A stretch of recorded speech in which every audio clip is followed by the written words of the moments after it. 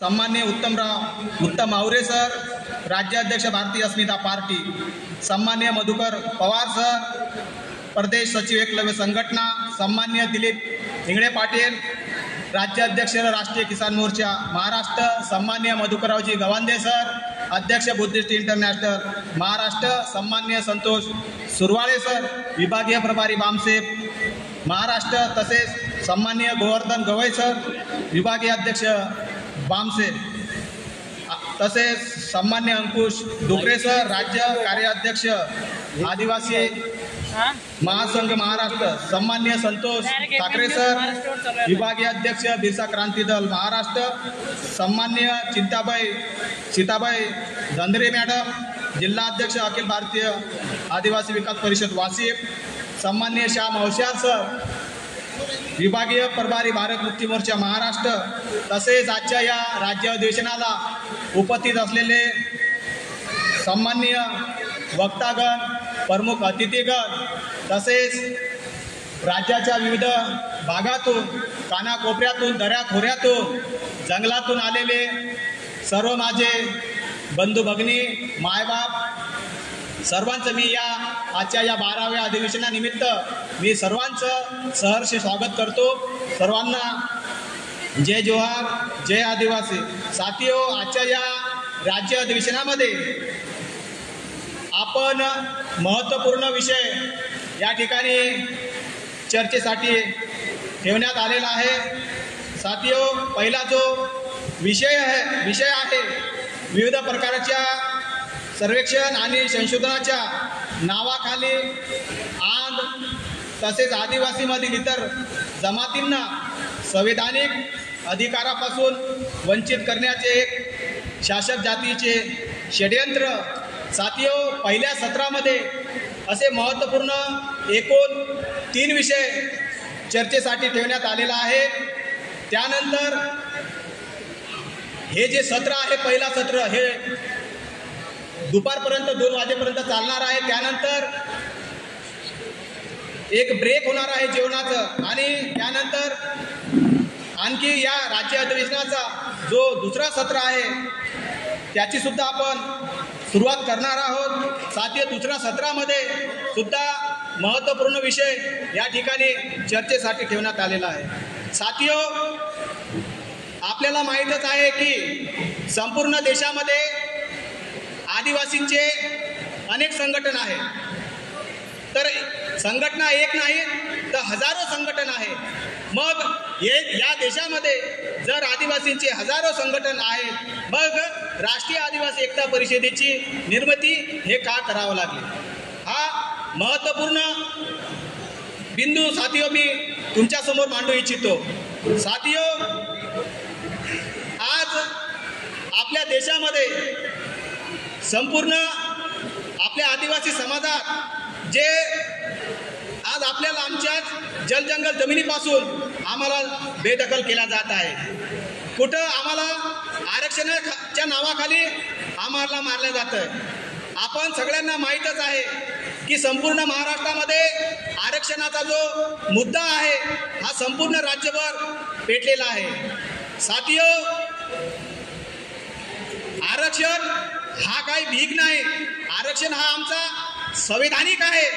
साथियो, आम्ही काही धनगराच्या विरोधात नाही किंवा बंजारा समाजाच्या विरोधात नाही आणि कोणत्याही जाती समूहाच्या विरोधात नाही, परंतु जे धनगराच्या द्वारे, जे बंजारा समूहाच्या द्वारे जे ST आरक्षणाची जी मागणी केल्या जाते, त्या मागणीला संपूर्ण महाराष्ट्रातून, राज्यभरातून सर्व आदिवासी समाजाचा विरोध आहे। फक्त त्यांनी जे STचा जो मुद्दा रेटलेला आहे राज्य सरकारच्या समोर, हा मागणी त्यांचा चुकीचा आहे। साथियो, जे त्यांनी हैदराबाद गॅजेटचं जे उदाहरण दिलेलं आहे, ते हैदराबाद गॅजेटनुसार हा आदिवासी होऊ शकत नाही। जर कोणाला आदिवासी जर व्हायचं असेल तर आदिवासी समाजामध्ये जन्म घ्यावा लागतो। आदिवासी तसंच बनला जात नाही, परंतु उठून सुटून कोणी बी यायचं आणि आमच्या आरक्षणावर गावा घालायचं। तर साथियो, हे जे प्रकरण आहे हे आम्ही कधीही खपून घेणार नाही। साथियो, आज देशामध्ये सगळ्यात जास्त जर समस्या जर कुणाची असेल तर ते आदिवासी समाजाची समस्या आहे।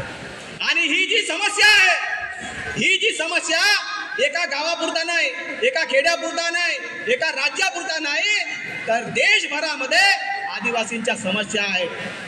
साथियो, ह्या ज्या समस्या आहेत, जोपर्यंत आपला जो आदिवासी समाज आहे, जोपर्यंत आपण राष्ट्रव्यापी आंदोलन निर्माण करत नाही, तोपर्यंत कोणत्याही आदिवासींच्या समस्या या सुटणार नाहीत।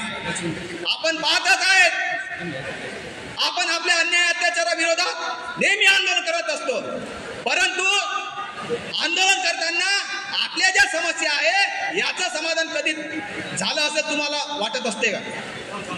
नाही मित्रांनो, समस्या हे दिवसेंदिवस अजूनही वाढत आहे। म्हणून आपल्याला राष्ट्रीय स्तरावर राष्ट्रव्यापी आंदोलन निर्माण करावा लागेल। आज संपूर्ण देशामध्ये राष्ट्रीय आदिवासी एकता परिषद हा आदिवासींचा एकमात्र असा संघटन आहे की जे राष्ट्रीय स्तरावर आदिवासींच्या समस्यावर राष्ट्रीय लेवलवर आंदोलन करत आहे। आंदोलन करत नाही तर राष्ट्रीय आदिवासी एकता परिषदेच्या माध्यमातून आदिवासींच्या विविध समस्यावर अनेक हायकोर्टमध्ये, सुप्रीम कोर्टमध्ये सुद्धा आदिवासींचे जे केसेस आहे हे राष्ट्रीय आदिवासी एकता परिषदेच्या माध्यमातून हे लढल्या जात आहे। आणि एक महत्त्वाचं मी सर्व आदिवासी बांधवांना सांगू इच्छितो की आपल्याला जर या व्यवस्थेशी जर आपल्याला लढायचं आहे तर एकाने ही जी समस्या एकाने जर आपण लढलो तर ही जी आपली जी समस्या आहे ही कधीही सुटणार नाही। संपूर्ण देशभरातील आदिवासी जरी एकत्र आले तरी आपली समस्या सुटणार नाही। साथियो, आजच्या या कार्यक्रमाचे विशेष अतिथी, विशेष मार्गदर्शक सन्माननीय बहुजन नायक वामन मेश्राम साहेब, जे बामसेफचे राष्ट्रीय अध्यक्ष आहेत, त्यांचं आजच्या या राज्य अधिवेशनाच्या सभागृहामध्ये त्यांचं आगमन झालेलं आहे। मी राष्ट्रीय आदिवासी एकता परिषद, राष्ट्रीय आदिवासी कर्मचारी संघ, राष्ट्रीय आदिवासी छात्र संघ च्या या अधिवेशनानिमित्त मी सन्माननीय वामन मेश्राम साहेब यांचं सहर्ष शब्दसमूहाने स्वागत करतो, अभिनंदन करतो। वामन मेश्राम साहब, आप संघर्ष करो। वामन मेश्राम साहब, आप संघर्ष करो। वामन मेश्राम साहब, आप आगे बढ़ो। वामन मेश्राम साहब, आप आगे बढ़ो। वामन मेश्राम साहब, आगे बढ़ो। बोल 85, बोल 85, बोल गुलाम का नारा है, देश हमारा है। बोल गुलाम का नारा है, देश हमारा है। बहुजन नायक वामन मेश्राम साहेब यांचे त्या ठिकाणी आगमन झालेलं आहे। मी आदिवासी या नात्याने, आदिवासी समाजाच्या वतीने मी या 12व्या राज्य अधिवेशनामध्ये सन्माननीय वामन मेश्राम साहेब यांचे शब्दसमूहाने स्वागत करतो, अभिनंदन करतो। मेश्राम साहब, आप आगे बढ़ो। मेश्राम साहब, आप आगे बढ़ो। तुम्हारे साथ है। बोल 85, बोल 85, बोल 85। वामन मेश्राम साहब, आप आगे बढ़ो। वामन मेश्राम साहब, आप आगे बढ़ो। वामन मेश्राम साहब, आगे बढ़ो।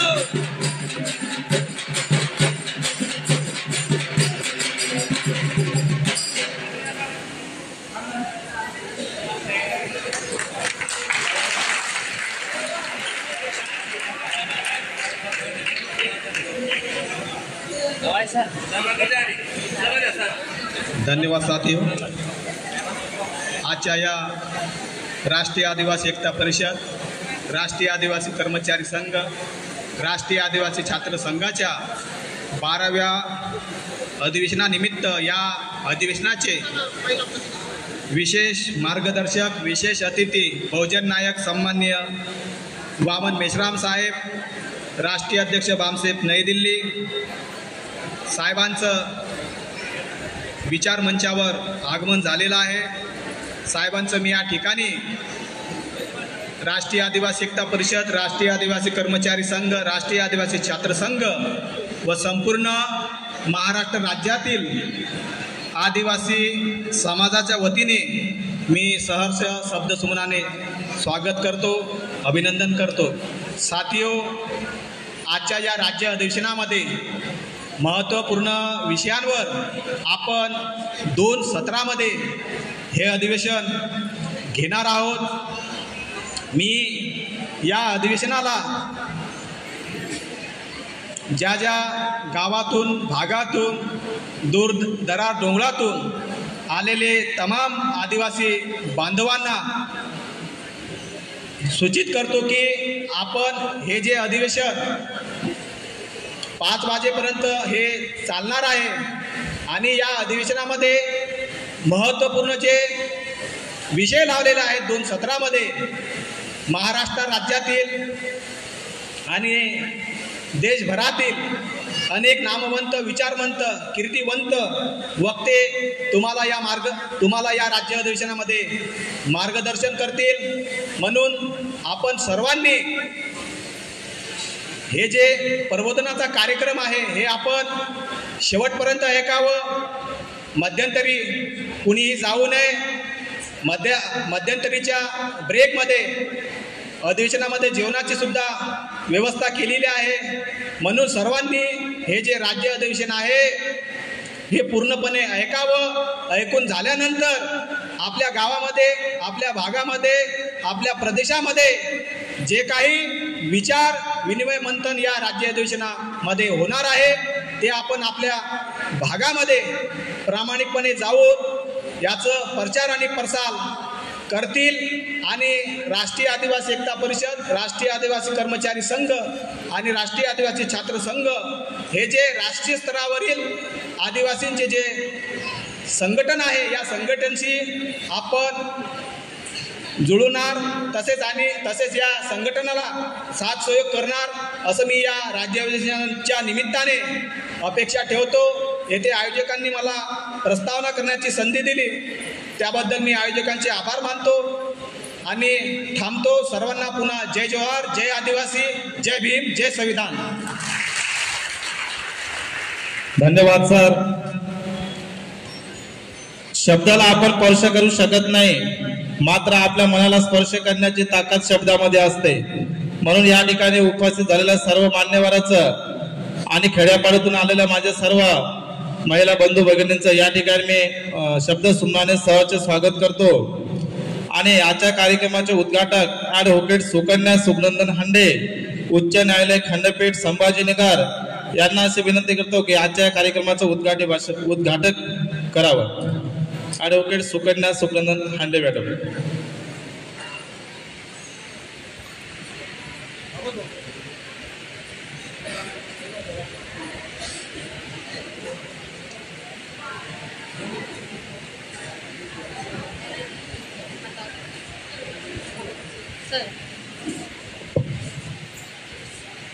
आज दिनांक 11 ऑक्टोबर 2025ला मेकर येथे राष्ट्रीय आदिवासी एकता परिषद व राष्ट्रीय आदिवासी कर्मचारी संघ व तसेच राष्ट्रीय आदिवासी छात्र संघ यांचे 12वे राज्य अधिवेशन होत आहे. या निमित्ताने क्रांतिकारक बिरसा मुंडा, क्रांतिनायक सोमा डोमा आणि क्रांतीवीर तंट्या मामा भिल व तसेच डॉक्टर बाबासाहेब आंबेडकर, महात्मा ज्योतिबा फुले व सावित्रीबाई फुले व इतर सर्व बहुजन पुरुषांना विनम्र अभिवादन करते. मंचकावर उपस्थित भारत मुक्ती मोर्चाचे राष्ट्रीय अध्यक्ष माननीय वामन मेश्राम साहेब व कार्यक्रमाचे अध्यक्ष माननीय वीरसिंग राणाजी व इतर सर्व मान्यवर मंडळी, आज आपणास सर्वजण या ठिकाणी एकत्रित जमलो आहे कारण हे राज्य अधिवेशन होय. या अधिवेशनामध्ये जवळपास 8 विषयांवर आपल्या सर्वांना मार्गदर्शन होणार आहे आणि आपल्या आदिवासी समाजाला खऱ्या मार्गदर्शनाची गरज आहे. आज राज्याच्या परिस्थितीचा व सामाजिक घडामोडी ज्या घडत आहे त्याविषयी आपणास आज या ठिकाणी कळणार आहे. ती माहिती आपल्यापर्यंत न ठेवता समाजात जाऊन प्रचार करून समाजाला संघटित करण्यासाठी प्रयत्न करावा ही विनंती करते.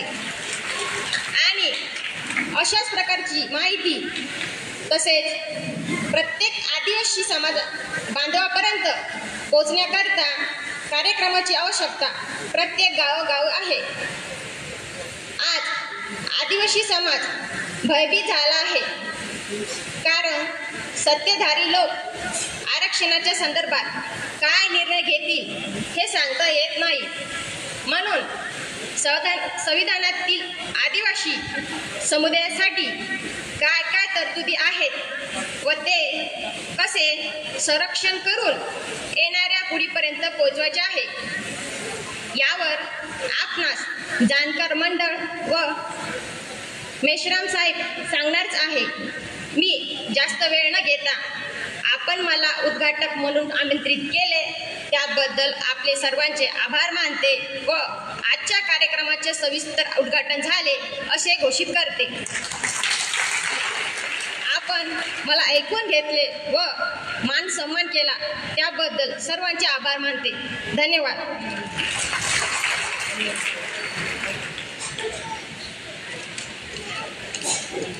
धन्यवाद.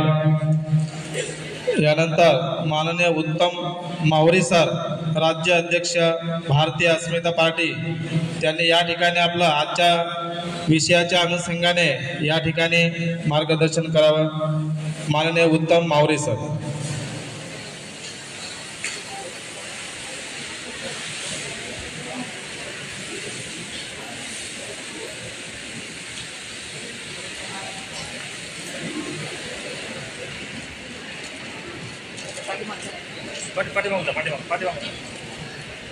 सर्वप्रथम माऊली मुक्साजी महाराज, बिरसा मुंडा आणि डॉक्टर बाबासाहेब आंबेडकर यांना वंदन करतो. तसेच व्यासपीठावरील रामकृष्ण ढिगर, राज्याध्यक्ष योगेश गेडाम साहेब, माननीय कणकर वळवे साहेब, माननीय डॉक्टर हनुमंत रिठ्ठे, माननीय कैलास मडावी साहेब, माननीय मनोज कुमार गावित साहेब आणि त्याचप्रमाणे आमच्या ताई घटक ॲडव्होकेट सुकनंदन हांडे, या कार्यक्रमाचे अध्यक्ष माननीय राणासिंह, त्याचप्रमाणे आपले लोकप्रिय मुख्य अतिथी तथा मार्गदर्शक श्री वामन मेश्राम साहेब. आजचा हा कार्यक्रम आयोजित ज्यांनी केला ते माझे सहकारी श्री सुकनंदन हांडे साहेब. बंधूंनो, बोलण्यासारखं बरंच आहे आणि वेळ कमी आहे, त्यामुळे मी थोडक्यात काही आपल्या फायद्याचं थोडक्यात सांगू इच्छितो. भारतीय अस्मिता पार्टीने 2017पासून MBBS, BAMS आणि इतर जे शैक्षणिक शुल्क आहे ते माफ केलेलं आहे. असं त्याचं एकूण बजेट आपल्या जे ST, SC आणि OBCसाठी फायद्याचं राहील ते प्रतिवर्षी 300 कोटीचं आहे. जवळपास आपल्या समाजाची जी बचत आहे एका वर्षाला 300 कोटी केवळ आणि केवळ भारतीय अस्मिता पार्टीने साध्य केलेलं आहे. त्याचप्रमाणे आपण 2017 ते 24पर्यंत SC, ST आणि OBC या राखीव संवर्गातील मुलासाठी जी शिष्यवृत्ती बाबत जी हे होतं ते ऑफलाईन करून दिली आणि त्याचा लाभ जवळपास 4600 महाविद्यालयांना झालेला आहे. त्याचप्रमाणे राज्यामध्ये skill tree consulting private limited यांच्या अंतर्गत राज्यात माझ्या माता भगिनींना कराटे प्रशिक्षण जवळपास 70 लाख मुलींना शाळा महाविद्यालयामध्ये कराटे प्रशिक्षण मिळालेलं आहे. ते काम साध्य केलं आहे केवळ भारतीय अस्मिता पार्टीने. त्याच समवेत आज राज्यामध्ये नर्सिंग ज्या माता भगिनी असतील, ज्या माऊल्या माझ्या भगिनी आहेत, त्या नर्सिंगचे आम्ही फी माफ केलेली आहे. असं जवळपास राज्यात नर्सिंगचे 2000 काउन्सिलिंगनुसार राज्यात 13,858 आदिवासी विद्यार्थी ह्या नर्सिंगसाठी लागतात. त्यांचा जर त्या विद्यार्थ्यांचं प्रति वर्ष शुल्क असतं 1,00,000 ते 30,000च्या दरम्यान आहे. असा जर त्यांचा फायदा पाहिला आपण तर 168 कोटी 58 लाख रुपये केवळ भारतीय अस्मिता पार्टीमुळे माफ झालेले आहेत. त्याचप्रमाणे महत्त्वाचा मुद्दा आहे माझ्या आदिवासी बांधवांसाठी जे वनपट्टे होते ते वनपट्टे त्यांच्या नावे करण्यासाठी भारतीय अस्मिता पार्टीने केंद्र आणि राज्य शासनामध्ये सातत्याने पाठपुरावा केला आणि ते शासन आदेश आम्ही माझ्या तमाम आदिवासीसाठी मिळवून दिले. त्याचा लाभ पाहता एक टाइम्स ऑफ इंडियाची बातमी आहे, त्यानुसार 1,98,000 आदिवासी बांधवांना वनपट्टे शासनाच्या धोरणानुसार त्यांच्या नावे केलेले आहेत. त्याचा जर लाभ पाहिला आपण तर 2 ते 50 अब्ज रुपयांचा लाभ आदिवासी बांधवांना केवळ भारतीय अस्मिता पार्टीमुळे प्राप्त झालेला आहे. हा जे रेकॉर्ड आहे हे टाइम्स ऑफ इंडियाने सांगलेल्या बातमीप्रमाणे आहे. त्याचप्रमाणे राज्यामध्ये विविध योजना आहेत. त्यातल्यामध्ये पंडित दीनदयाळ उपाध्याय स्वयं योजना आहे. त्याचे जे वयोमान आपण वयोमान 28 वरून 30 केलं, त्याचा लाभ जवळपास 40,535 विद्यार्थ्यांना होतोय.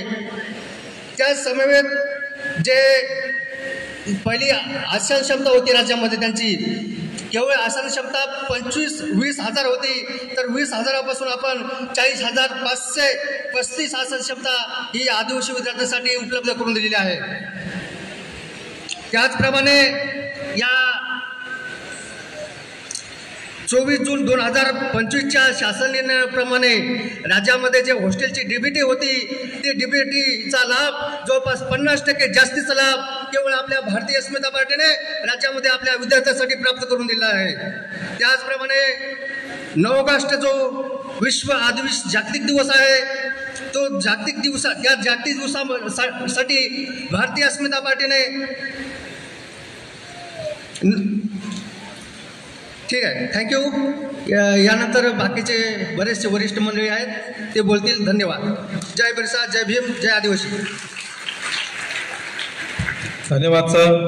यानंतर पांडुरंग पाटील, जिल्हा अध्यक्ष संभाजी ब्रिगेड, या ठिकाणी आजच्या विषयाला अनुसरून या ठिकाणी मार्गदर्शन करतील. माननीय पांडुरंग पाटील सर.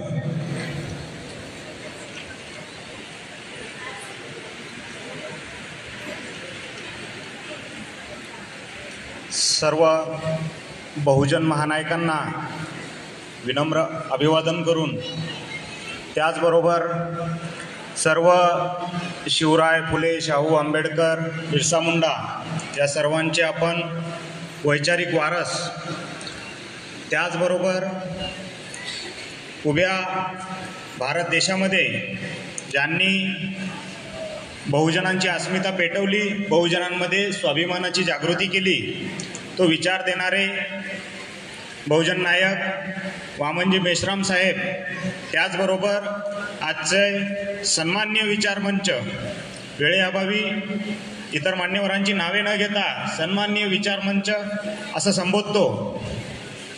खऱ्या अर्थाने अशा प्रकारचे कार्यक्रम आज राष्ट्रीय आदिवासी एकता परिषद, त्याचबरोबर छात्र संघटना यांच्या वतीने हे खऱ्या अर्थाने जे अधिवेशन आमच्या मेहकर भूमीमध्ये या ठिकाणी आयोजित करण्यात आलेलं आहे आणि वक्त्यांमध्ये, मार्गदर्शकांमध्ये उत्तुंग अशी व्यक्तिमत्व ही आणलेली आहेत. तर आज खऱ्या अर्थाने बऱ्याच दिवसानंतर आमच्या मेहकर भूमीमध्ये आमच्या मस्तकांची वैचारिक मशागत होणार आहे, अशा प्रकारचं चित्र आज या विचार मंचावरून खऱ्या अर्थाने प्रदर्शित होत आहे. कारण जर 2014 पासून आपण बघितलं तर कुठेतरी विचार बाजूला राहून आपल्या सर्व बहुजनांना विभाजित करून आपला केवळ वापर यांनी डोकी म्हणून केलेला आहे आणि आपल्या सर्व बहुजनांच्या पोरांना एक प्रकारे वेगळी दिशा देण्याचं काम या देशामध्ये चालू आहे. जी मनुवादी व्यवस्था या देशामध्ये आलेली आहे, यांनी खऱ्या अर्थाने जो आपला समाज, आदिवासी समाजातून येणारे जे बांधव आहेत, यांच्या दुर्दैवाने अशिक्षितपणाचा जास्तीत जास्त फायदा घेण्याचा प्रयत्न हा RSS कडून किंवा मनुवादी पिलावळीकडून त्या ठिकाणी केला जात आहे, हे या ठिकाणी प्रदर्शित होतं. हे आम्हाला वारंवार जेव्हा आम्ही ग्राउंड पातळीवर काम करतो त्यावेळी जाणवतं. कारण मेश्राम साहेब, जेव्हा आम्ही ग्रामीण भागामध्ये जातो तर जो इलिटरेसी है हमारे आदिवासी समाज में, उनका जो दुरुपयोग है वो RSS के लोग, ये मनुवादी लोग ज्यादा कर रहे हैं और उनको उनका हस्तक बना रहे हैं. और इसी के लिए यासाठी आपल्या सर्वांना आता जागृत होऊन काम केलं पाहिजे आणि एकमेकांच्या हातात हात घालून आपण समोर आलं पाहिजे. आणि जे आपल्या बहुजन महानायकांनी विचार आपल्याला दिलेले आहेत त्या विचारांवर आपण कुठेतरी जागृत होऊन काम केलं पाहिजे. ही आज गरज निर्माण झालेली आहे. कारण आज जर पाहायला गेलं तर बाहर की परिस्थिति ऐसी है कि स्कूलों को बंद करके लोग रैलियों में बुलाए जा रहे हैं. स्कूलों को बंद करके लोग रैलियों में बुलाए जा रहे हैं. फेंके हुए टुकड़ों पे हमारे बहुजन समाज को अपाहिज बनाया जा रहा है.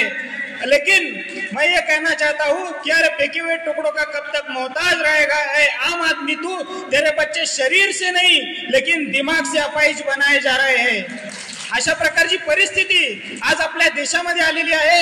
याच परिस्थितीमधून आपल्याला कुठेतरी बाहेर निघायचं असेल आणि आपल्या समाजाला न्याय द्यायचा असेल, बहुजन समाजाच्या हाती सत्ता जोपर्यंत येत नाही, सर्व अंगांनी जी सत्ता असते, मग ती शिक्षण सत्ता, अर्थसत्ता, धर्मसत्ता, प्रचार प्रसार माध्यम सत्ता आणि राजसत्ता, अशा प्रकारच्या सर्व सत्ता जोपर्यंत आपण हस्तांतरित करत नाही तोपर्यंत आपल्याला न्याय मिळू शकत नाही. आणि आज या विचार मंचावर मी जास्त विचार मांडावे अशातला काही भाग नाही. मी सर्व मान्यवरांना या ठिकाणी ऐकण्यासाठी, त्यांचे विचार श्रवण करण्यासाठी या ठिकाणी आलेलो आहे. आणि आज खऱ्या अर्थाने या आयोजन समितीचं मी अभिनंदन करतो की ज्या आदिवासी समाजाला कुठेतरी मागास समजला गेलेला आहे, त्यांना मुख्य प्रवाहापासून दूर ठेवण्याचा कायम जो प्रयत्न आहे तो प्रस्थापित व्यवस्थेने त्या ठिकाणी केलेला आहे. त्या आदिवासी समाजाचा एवढा उत्तुंग असा कार्यक्रम आयोजित केला आणि त्याला उद्घाटक म्हणून आमच्या बहुजन समाजातील एका मुलीच्या हस्ते किंवा एका कर्तृत्ववान मुलीच्या हस्ते, सुकन्याच्या हस्ते या ठिकाणी केला. त्यामुळे मी खऱ्या अर्थाने आयोजन समितीचं या ठिकाणी अभिनंदन करतो आणि माझं वाढलेलं भाषण थांबवतो. धन्यवाद. जय श्री. धन्यवाद सर. यानंतर माननीय कनवर वळवी सर, राष्ट्रीय कार्याध्यक्ष राष्ट्रीय आदिवासी एकता परिषद यांना या ठिकाणी मी विनंती करतो की त्याने आजच्या या विषयाला धरून या ठिकाणी मार्गदर्शन करावं. माननीय कनवर वळवी सर.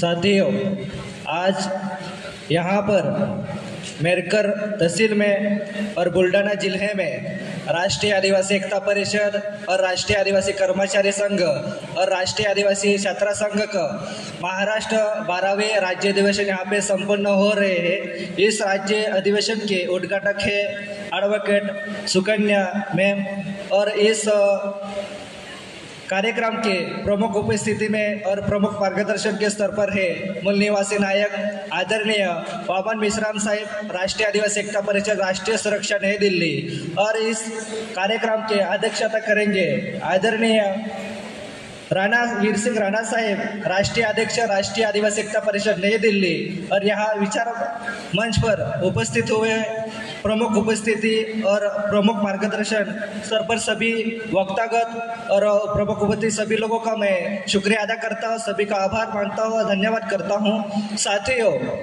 इस राज्य अधिवेशन में टोटल 8 विषय लगा गए हैं। इसमें मैं सिर्फ 2 विषय पे अपनी बात रखूंगा, क्योंकि साथियों जो वर्तमान में आदिवासी पे हो रहे अन्य अत्याचार, इसका सबसे बड़ी वजह है जो ईवीएम के वजह से ये शासन प्रशासन जो ब्राह्मण व्यवस्था है 3.5% वो बहुसंख्यक मूल निवासी पर यहाँ भारत देश में सबसे ज़्यादातर आदिवासी पर वो राज कर रही है। जहाँ जहाँ पे आदिवासी निवास करते हैं, उसका जहाँ पे स्थल है वहाँ पे आदिवासी के बहुजातीय मूल्य है, वहाँ पे वो आदिवासी को जबरदस्ती से विस्थापित किया जाता है, वो जबरदस्ती से वहाँ पे उसको बेदखल किया जाता है और उसी जगह पे वो शासन करती जमाती कब्जा किया जाता है। तो साथ ही सबसे पहले में जो महाराष्ट्र में जो चल रहे महाराष्ट्र गवर्नमेंट है ब्राह्मण की, उनके माध्यम से महाराष्ट्र में धनगर और बंजारा और आदिवासी के बीच में दोनों जाति को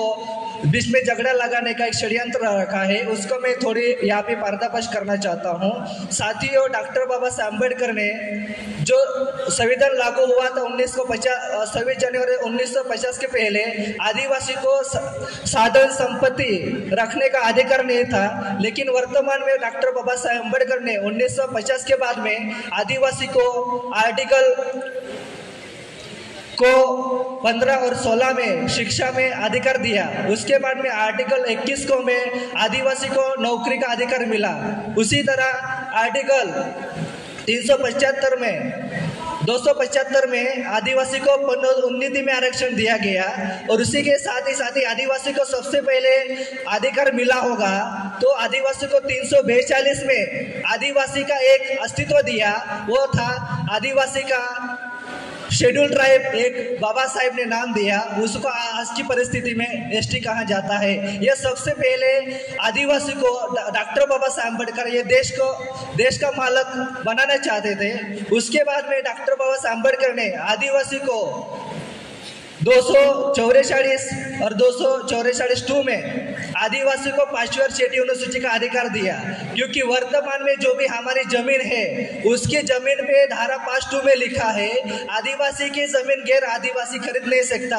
लेकिन वर्तमान में आपने देखा होगा गौड़चिरली में इस जो ब्राह्मण व्यवस्था है उसी के माध्यम में गौड़चिरली में कानून बनाया गया है कि आदिवासी की जमीन गैर आदिवासी वो भाड़े के स्तर पे खरीद सकता है और वो जमीन को डेवलपमेंट करने के स्तर पे वो खरीद सकता है। लेकिन वर्तमान में वैसा नहीं है, वो आदिवासी को लाचार और गुलाम बनाना चाहता है, वो जमीन हड़पने के लिए वो एक कानून बनाया गया है। उसी के तरह हम सभी आदिवासी, देश भर के आदिवासी उसको ध्यान में रखना चाहिए। कोई भी सरकार आपके पास आती है तो हमको सबसे पहले जो आदिवासी के लिए ग्राम सभा नियुक्त किया है, वो ग्राम सभा की अनुमति से हम किसी शासन प्रशासन के अपने गांव तो आने नहीं देना चाहिए। सबसे पहले हमको ग्राम सभा नियुक्त करना चाहिए। लेकिन वर्तमान में ग्राम सभा नहीं होने की वजह से जो पुना करार और पुना पेड़ की वजह से आदिवासी में दालाल भड़वे पैदा हुए, उसी वजह से आदिवासी का सत्यानाश हो रहा है और वर्तमान में भी होगा। इसलिए साथियों, आदिवासी को सबसे पहले संगठित शक्ति निर्माण करनी होगी और संगठित शक्ति बिगड़ कोई भी क्रांति प्रतिक्रांति नहीं हो सकती। और संगठित शक्ति का निर्माण करना वजह है कि नेतृत्व और महापुरुषों की विचारधारा पर चलने वाले लोग और सभी को एसटी, डीएनटी और ओबीसी लोगों को साथ में लेके जाना चाहिए। तो भी आदिवासी देश अपनी जो अस्तित्व है, अपनी रूढ़ी प्रथा है, अपने जो संवैधानिक अधिकार है वो बचा सकता है। लेकिन साथियों, वर्तमान में सबसे ज्यादा जो 3% विदेशी ब्राह्मण है उससे हमको बहुत ज्यादा खतरा है। इसलिए हमको जो शासन है उससे हमको सबसे पहला सावधान में रहना चाहिए, क्योंकि महाराष्ट्र में जो धनगरा बंजारा के जो मुद्दा चल रहा है, एक बाजू में जो कांग्रेस बीजेपी के आदिवासी नेता है वो आदिवासी को गुलाम बनाना चाहते हैं, वो आने वाले इलेक्शन के लिए आदिवासी को यूजन थ्रो कर रहा है। और दूसरी जगह पे जो मराठवाड़ा है, जो उसी एरिया में जो बंजारा समाज है, उसी को माध्यम से जो उसी बंजारा समाज में कोई नेता है वो बीजेपी कांग्रेस के माध्यम से नेता निर्माण हुए हैं, वो बंजारा धनगर को गुलाम बनाना चाहते चाहते हैं, वो अपने नेतागिरी करना चाहते हैं, लेकिन वो बंजर लोगों को मूर्ख बनाना चाहते हैं। इसलिए जो संविधान ने अधिकार दिया है, आपको हिस्सेदारी चाहिए, तो सबसे पहले आपकी जाति आधारित जनगणना करो। धनगर बंजारा कितना है उसके आधार पर आपकी जाति आधार पर जनगणना होगी, उसके बाद आपको आपकी आरक्षण दिया जाएगा। लेकिन वर्तमान में 2011 से अभी 2022 में होना चाहिए था 21 में जनगणना, लेकिन हुई नहीं। इसका कारण ये है, लेकिन जो 60-65 साल हो गए हैं हमको संविधान लागू होके, उसके बाद में भी धनगर और बंजारा 2014 के बाद में उनको कैसे क्या पता चला कि हम आदिवासी में आते हैं। लेकिन आदिवासी में ये लोग आते नहीं है। लेकिन वर्तमान में जो शासन करती जमाती है वो बंजारा और आदिवासी को गुमराह करना चाहती है। इसीलिए सभी साथियों को मेरा ये अनुरोध है कि उन लोगों से आप सावध रहना चाहिए। और दूसरी बात ये है कि आदिवासी के जो पैसा भर्ती के तहत जो 1200 पद भर्ती है वो अभी तक भर्ती नहीं किया। उसका सबसे वजह है कि 1992 में उदारीकरण, खाजीकरण, प्राइवेटीकरण का जो शासन कांग्रेस ने भारत में कानून लाया, उसका सबसे पहला ये मेन कारण है। जो नौकरी भर्ती नहीं हो रही है सब जगह पे, आप कलेक्टर से लेकर आप चपरासी तक देखो, सब कॉन्ट्रैक्ट में भर्ती हो रही है। इसलिए आदिवासी को परमानेंटली जो उनका सिपाही है वो सिपाही का लड़का अभी कलेक्टर अधिकारी बन सकता है। इसके लिए सबसे पहला सब गवर्नमेंट डिपार्टमेंट को वो प्राइवेट करना चाहते हैं। ये शासन करती जमाती का सब षड्यंत्र चल रहा है। और वो बहुत सारे हमारे यहाँ पे अपने बात रखने वाले हैं और हमारे आदरणीय वामन मिश्राम साहब आपको इस विषय पर बात रखेंगे और आपको समझाएंगे। और मेरी बात यही पे खत्म करता हूँ और सभी लोगों ने मेरी बात ध्यान से सुनी, इसलिए सभी साथियों का धन्यवाद। जय मल्यासी, जय जवाहर।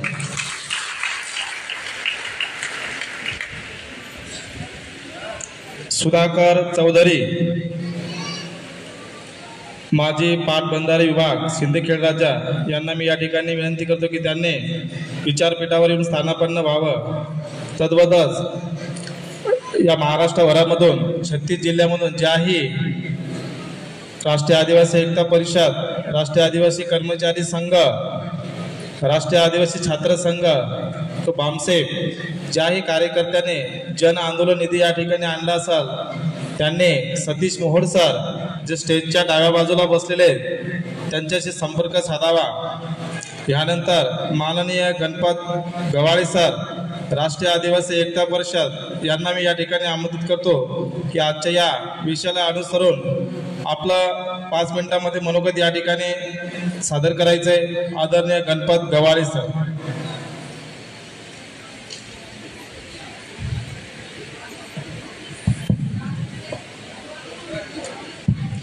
सर्व राष्ट्रसंत, राष्ट्रपुरुष, राष्ट्रमाता,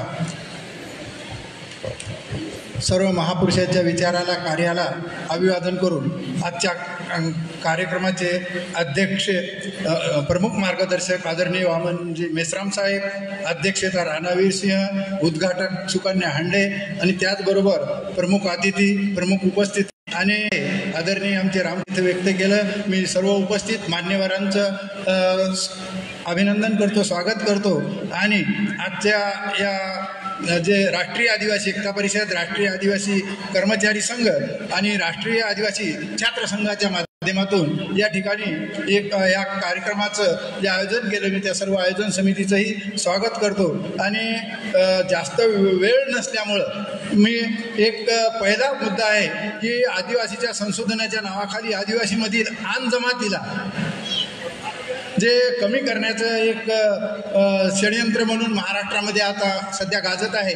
वास्तविक पाहता सर, टार्टी जे पुण्याची tribal research and training institute म्हणून एक संस्था आहे पुण्यामध्ये, त्यांनी एक काही आमचे महाराष्ट्रामधले गुणवान व्यक्तिमत्व बोलावले आणि त्यांना विचारलं की म्हणले इतर जे जाती जमाती आदिवासी जे आहेत महाराष्ट्रामध्ये त्या प्रत्येकाची माहिती 1,000 पानाची आहे आणि फक्त एकच जमात अशी आहे आंध्र की त्यांची माहिती 135 पानाची आहे। आणि म्हणून ती माहिती भरून देण्याकरता आपण काही लोकांनी इथं यावं आणि ते पूर्तता करावी, अन्यथा आम्ही तुमचं नाव या यादीतून डिलिस्टिंग करू।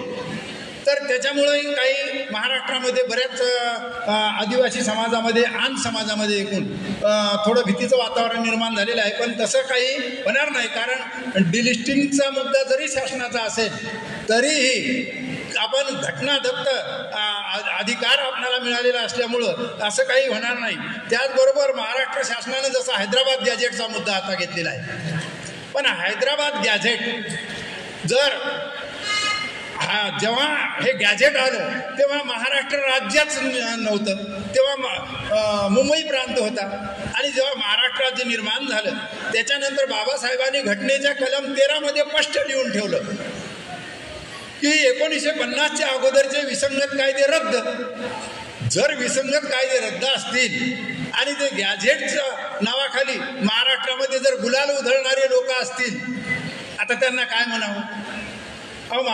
काही मला मराठा बांधव या महाराष्ट्राचे राजे, देशमुख पाटील राजे, गुणवान मंडळी 15 वेळ महाराष्ट्राचं मुख्यमंत्रीपद गाजवलेलं आहे.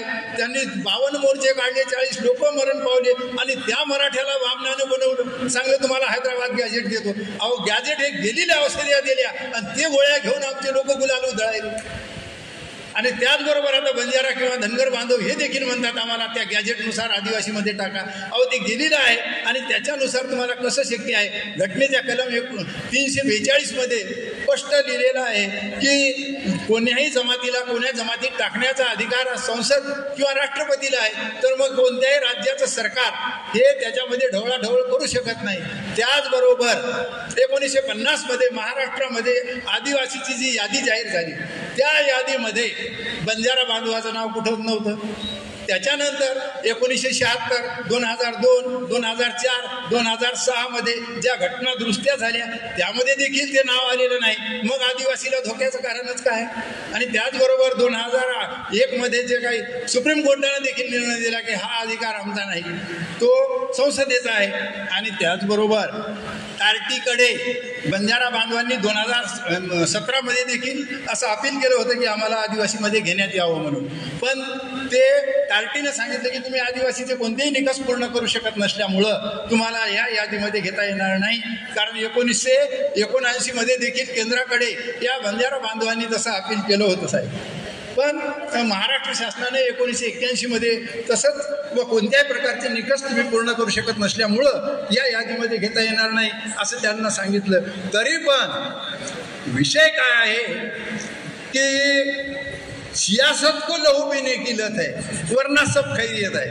कारण राज्यकर्ते असे गुणाचे आहेत की ज्यांना याच्यात भानगडी लावल्याशिवाय त्यांना मूळ मुद्द्यापासून भटकवता येत नाही. कारण महाराष्ट्रामध्ये किंवा देशामध्ये जे विद्यार्थ्याची भरती होत नाही, जागा निघल्या जात नाहीत, त्याचबरोबर आमच्या EVM मशीनमध्ये फॉल्ट करून निवडणुका जिंकणे, जातीय जनगणना न होणे या मुद्द्याला बगल देण्यासाठी हे भानगडी लावल्या जात आहेत. आणि वास्तविक पाहता आदिवासी वाघाला सामना करते, डुकराची शिकार करते, पळून धरणारा शिकार तो आदिवासी भिणारच नाही. कारण त्यांनी हे समजून घ्यायला पाहिजे, अरे लाचार बन के जिओगे तो कुत्ता समझ के लात मारेगी ये दुनिया, बाजारू बन के जिओगे तो यूज करके फेंक देगी ये दुनिया.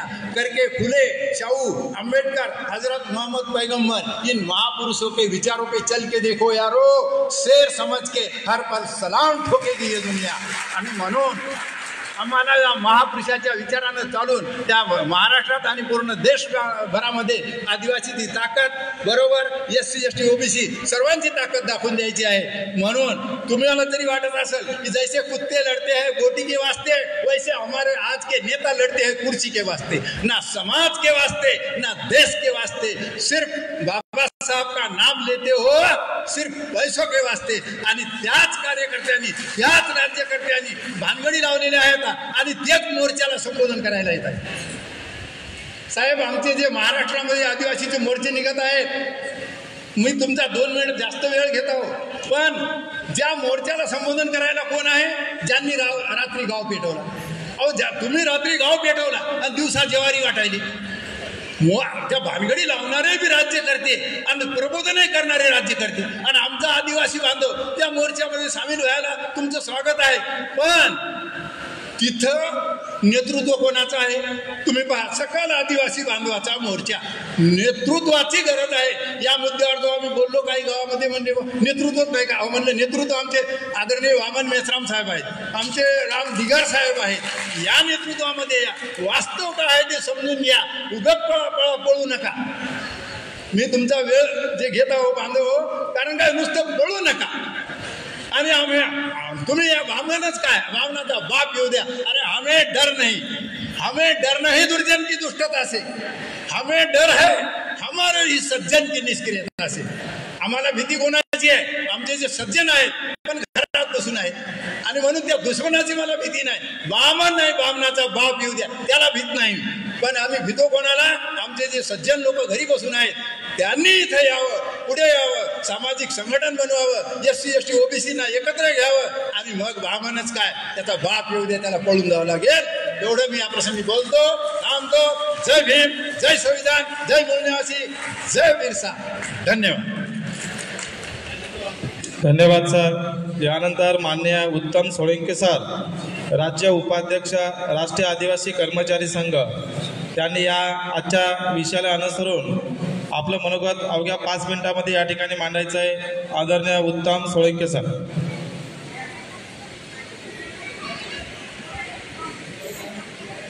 सर्वांना जय बिरसा, जय बिरसा. आज या पावनभूमीमध्ये राष्ट्रीय आदिवासी एकता परिषद, राष्ट्रीय आदिवासी कर्मचारी संघ व राष्ट्रीय आदिवासी छात्र संघ यांच्या संयुक्त विद्यमाने हे महाराष्ट्र राज्याचं 12वे राज्य अधिवेशन होत आहे. या पावनभूमीमध्ये या महापुरुषाच्या संघर्षाने, त्यागाने, ज्या महापुरुषांनी राष्ट्रमाता जिजाऊ सावित्रीबाई फुले, रमाई, झलकारी देवी यांच्या त्यागानं ज्या माय मावल्या तयार झाल्या त्यांना मी अभिवादन करतो. आणि ज्या महापुरुषांनी संघर्ष केला त्या संघर्षामुळे आज आम्ही इथं आमचं मान सन्मानाचं जीवन जगत आहोत.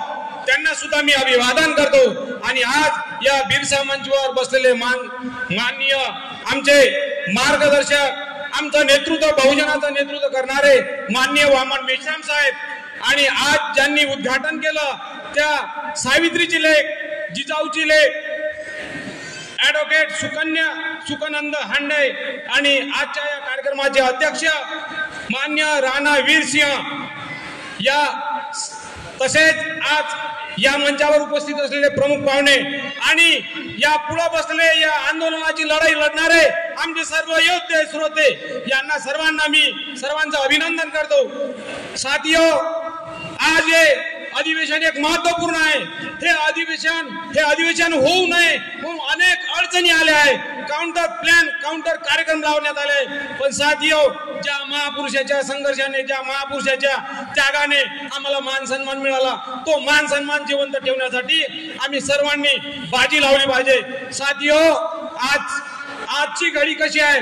शत्रू वाट पाहत आहे आणि शत्रू आमच्यामध्ये वितुष्ट निर्माण करत आहे. साथियो, ज्याप्रमाणे मी एक उदाहरण सांगतो, ज्याप्रमाणे 4 भावंड एकाच कॉलनीमध्ये राहतात, जेव्हा नाली फुटते तर जो पहिला भाऊ असते त्याच्या अंगणामध्ये पाणी येतं, तो त्याला वाटते माझ्या अंगणात पाणी येऊ नये म्हणून तो मातीचा बाण घालतो. दुसरा पण तसाच करतो, तिसरा पण तसाच करतो. पण जेव्हा चौथ्याच्या लक्षात येते की अरे नालीचं पाणी सर्वांच्या अंगणात येत आहे, कुठून येत आहे, त्याने पहिले शोध घेतला, नाली कुठं फुटली, जिथं नाली फुटली तिथं पहिले नाली त्याने बंद केली, म्हणजे सर्व भावांच्या अंगणात पाणी येणं बंद झालं. साथियो, आज असंच होत आहे.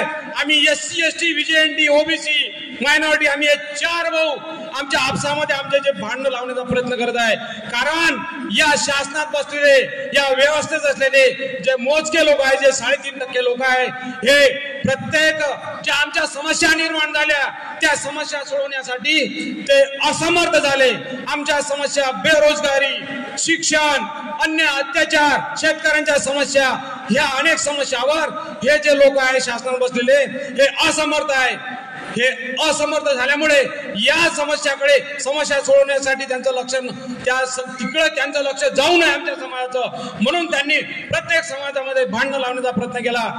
हैदराबादचं गॅजेट बाबासाहेबांना माहित नव्हतं का तेव्हा हैदराबादचं गॅजेट माहित होतं, पण बाबासाहेबांनी का नोंद केली नाही? यांनाच कसं आता दिसून आलं ते हैदराबादचं गॅजेट? या गॅजेटनुसार प्रत्येक समाजात कसे भांडणं लावायचे हे त्यांनी ठरवलं, कारण ते असफल झाले आहे. त्याच्याकडे लक्ष जाऊ नये म्हणून आमच्या समाजामध्ये भांडणं लावण्याचे प्रयत्न आहेत. साथियो, प्रत्येक समाजामध्ये अनेक समस्या निर्माण झाल्या. ज्याप्रमाणे खुरांड्यामध्ये पहिल्या कोंबडीचा नंबर लागते दाराजवळ, त्याला वाटते माझा नंबर लागला, तो तळपडतो, बाकीचे हसतात, बाकीच्यांना वाटते माझा नंबर नाही आहे, पण एक दिवस प्रत्येकाचा नंबर लागते. पण यावेळेस हा नंबर जर आम्हाला हुकवायचा असेल, सर्व माझ्या आदिवासी बांधवांनाच नाही तर समान SC ST बांधवांना एक नम्र आवाहन करतो मी, जर यांना जर उत्तर द्यायचं असेल तर आम्ही विचारधारेने एकत्र आलो पाहिजे आणि आमचे जे बहुजन नायक आहे माननीय वामन मेश्राम साहेब यांच्या नेतृत्वामध्ये आम्ही आंदोलनाला साथ सोय केला पाहिजे आणि आंदोलन यशस्वी केलं पाहिजे. साथियो, परवाला आमच्या एक बंजारा समाजामध्ये 4-5 लोकांनी विचारलं का सर तुम्ही तर आमच्या विरोधात मोर्चे काढून राहिले. त्यांना सांगितलं हे मोर्चे काढण्याचं नियोजन कोण केलं? जे आमच्या समाजामध्ये काही मोजके लोक तयार झाले, त्यांचं अस्तित्व संपत आहे. आम्ही जेव्हा फील्डवर्क मध्ये जातो त्यांचं खरं माहिती होते, त्यांची प्रामाणिकपणा माहीत पडते. कारण बामशेपचा कार्यकर्ता हा मरेपर्यंत त्यागानं काम करत असतो, तोच पदाची आणि स्वार्थाची लालसा करत नाही. पण हे काही मोजके लोक पदाची लालसा करतात आणि समाजाला दिशाभूल करण्याचा प्रयत्न करतात. आज त्यांचं पितळ उघडं पडलं, ते आम्हाला शिव्या देऊ लागले. आम्ही आदिवासी बांधवांमध्ये आम्ही आदिवासी बांधवामध्ये गेलो आम्ही फील्डवर्कसाठी, तेव्हा आम्हाला त्यांच्याकडून कळलं, पण आम्ही संयमाने त्यांना उत्तर दिलं. साथियो, हे जन आंदोलन आहे, हे आंदोलन जर यशस्वी करायचं असेल तर सर्वांनी, ज्या महापुरुषांनी आमच्यासाठी संघर्ष केला, आमची लायकी नव्हती इथं बोलण्याची, आमची लायकी निर्माण केली, त्या महापुरुषाची विचारधारा चालवण्यासाठी, त्यांच्या संघर्षाला न्याय देण्यासाठी आम्ही सर्वांनी यामध्ये उतरलं पाहिजे आणि माननीय वामन मेश्राम साहेब यांना आम्ही साथ सोप केला पाहिजे. ते आमचं नेतृत्व शेवटपर्यंत करणार. आजादी दूर नहीं है, आजादी अभी नजदीक है, लेकिन ये जो कुछ लोग हमें रोक रहे हैं उसे हम रुकेंगे नहीं है. यावेळेस मला बोलण्याची संधी दिली या मंचावर, मी त्यांचे आभार मानतो आणि मी माझे लांबलेले 2 शब्द इथंच थांबवतो. जय बिरसा, जय मूल्यवासी. धन्यवाद सर. यानंतर मान्य प्राध्यापक कैलास डोकले सर यांना या ठिकाणी मी आमंत्रित करतो. राष्ट्रीय आदिवासी कर्मचारी संघ की त्यांनी या आजच्या विषयाला धरून या ठिकाणी मार्गदर्शन करावं. मान्य प्राध्यापक कैलास डोकले सर.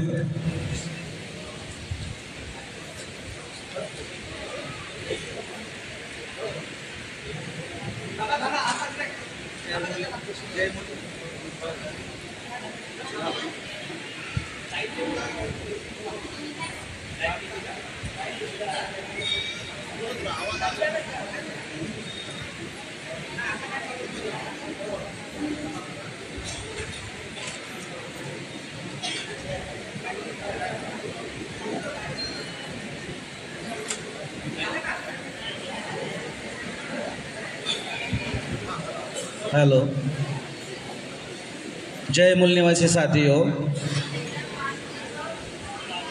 आज राष्ट्रीय आदिवासी एकता परिषद, राष्ट्रीय आदिवासी कर्मचारी संघ, राष्ट्रीय आदिवासी छात्र संघ यांच्या संयुक्त विद्यमानाने महाराष्ट्राचं 12वे राज्य अधिवेशन होत आहे. या अधिवेशनाला जमलेले सर्वच माझ्यासमोर बसलेले बंधू भगिनी यांचं सर्वांचं इथे स्वागत करतो. विश्वाला शांतीचा संदेश देणारे तथागत गौतम बुद्ध, महान सम्राट चक्रवर्ती सम्राट अशोक, राजा अशोक, बसवांना, संत शिरोमणी संत तुकाराम महाराज आणि त्याचबरोबर जे जे संत, जे जे महामानव ज्यांनी या भारतभूमीला ब्राह्मणाच्या गुलामीतून मुक्त करण्यासाठी तळहात संघर्ष केला, त्या सर्वांना मी विनम्र अभिवादन करतो. आणि आजच्या या कार्यक्रमाला उद्घाटक म्हणून आमच्या ताई ॲडव्होकेट सुकनंदन हंडे मॅडम, या कार्यक्रमाचं अध्यक्षता करणारे आमचे आदरणीय माननीय राणा वीरसिंह सर, राष्ट्रीय अध्यक्ष राष्ट्रीय आदिवासी एकता परिषद नवी दिल्ली, आणि या आंदोलनाचे जननायक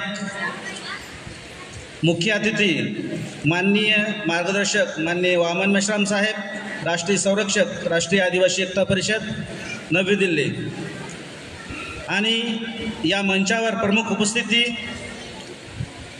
आणि सर्वच पार्टिसिपेट कार्यकर्ते, व्हॉलंटियर, साथीओ, आज जे काही अधिवेशन होत आहे त्या अधिवेशनामध्ये महत्त्वाचे 4 विषय दिलेले आहेत. तर त्या 4 विषयापैकी आत्ता जो सध्याचा जो महत्त्वाचा कळीचा मुद्दा जो आहे तो महाराष्ट्र शासनाने हैदराबाद गॅझेट लागू केल्यामुळे भटके विमुक्त समूहातील लोक अनुसूचित जमातीच्या प्रवर्गात समाविष्ट करण्याची भाषा किंवा मागणी करत आहेत. शासनाच्या माध्यमातून आदिवासी व भटके विमुक्त यांच्यामध्ये भांडण लावण्याचे षडयंत्र. तर साथीओ, प्रथमतः आम्ही लक्षात घेतलं पाहिजे की आम्ही आदिवासी बांधव या देशाचे मूळ मालक, या मूळ मालकाला इथल्या ब्राह्मणी व्यवस्थेनं हजारो वर्षापासून गुलामीमध्ये ठेवलेलं आहे. आणि आज गेल्या 75 वर्षापासून भारतीय संविधान याच्या माध्यमातून जे काही हक्क आणि अधिकार मिळालेले आहेत त्या हक्क आणि अधिकारापासून वंचित ठेवण्याचं काम आज इथलं सरकार ही व्यवस्था करत आहे. मग कशा पद्धतीने त्यांना बेदखल केल्या जात आहे, त्यांना त्यांच्यावर अन्याय कशा पद्धतीने केल्या जात आहे, तर वेगवेगळ्या प्रकारचे आदिवासी विरोधामध्ये कायदे केले जात आहेत. मग त्यामध्ये युनिफॉर्म सिव्हिल कोड असेल, त्याचबरोबर आताचा 2023चा वन संरक्षण कायदा असेल, त्याचबरोबर अशा पद्धतीने अनेक कायदे आदिवासी समाजाच्या विरोधामध्ये केल्या जात आहेत. तर साथीओ, विशेषतः स्पेशल इकॉनॉमिक झोनच्या माध्यमातून आदिवासीच्या जमिनी लाटल्या जात आहेत आणि भांडवलदारांच्या घशामध्ये दिल्या जात आहेत, त्यांचं विस्थापन केलं जात आहे आणि मूळ आदिवासींना बेदखल केलं जात आहे. त्यामुळे त्याचा परिणाम असा होत आहे की आदिवासीची जी काही संस्कृती आहे या संस्कृतीवरच घाला घातला जात आहे. विस्थापन झाल्यामुळे आदिवासी हा शहराकडे जात आहे. शहराकडे गेल्यामुळं तो स्वतःची जी संस्कृती आहे त्या संस्कृतीचा परिणाम असा आहे की ती संस्कृती राहत नाही, कारण त्याच्यावरती शहराचा प्रभाव जास्त होतो. शहरी संस्कृती त्याच्यावरती जास्त मोठ्या प्रमाणामध्ये हवी होते आणि मग त्याची मूळ ओळख जर तो गमावून बसला तर मग त्याचे हक्क अधिकार हे सुद्धा त्याच्यापासून अलिप्त केल्या जातात. हे एक षडयंत्र आहे साथीओ. यामध्ये दुसरा जो महत्त्वाचा मुद्दा आहे की जे भटके विमुक्त जे आहेत, भटके विमुक्त आणि आदिवासीमध्ये आता या हैदराबाद गॅजेटमुळे जे काही झगडा लावण्याचं जे काम केलं जात आहे साथीओ, हे काही आजपासून आहे का? पेशवाईमध्ये सुद्धा मांगाने ते जनावर, मेलेलं जनावर ओढायचं का, महाराने ओढायचं का, किंवा ते ओढलेल्या जनावरचं कातडं कोणी काढायचं आणि चांभाराला कोणी विकायचं हे ठरवणारे पेशवे, याच्यामध्ये मांग आणि महारामध्ये भांडणं लावणारे पेशवे, त्यांचेच वारसदार आजचा जो काही फडणवीस आहे मुख्यमंत्री महाराष्ट्राचा, त्याने आज ते चालवलेलं आहे. इकडे मराठा विरुद्ध ओबीसी, आदिवासी विरुद्ध धनगर, आदिवासी विरुद्ध आता भटके विमुक्त, अशा पद्धतीनं फक्त आणि फक्त भांडणं लावण्याचं काम केलं जात आहे. साथीओ, भटके विमुक्त जे आहेत स्वातंत्र्याच्या पूर्वी 1871ला इंग्रजांनी त्यांच्यावरती अन्याय केला, त्यांना क्रिमिनल ट्राईब्स असं ठरवलं आणि स्वातंत्र्याच्या नंतर 1952ला एक्स क्रिमिनल ट्राईब्स 1952ला त्यांना केलं. म्हणजे त्यांच्यावर जो काही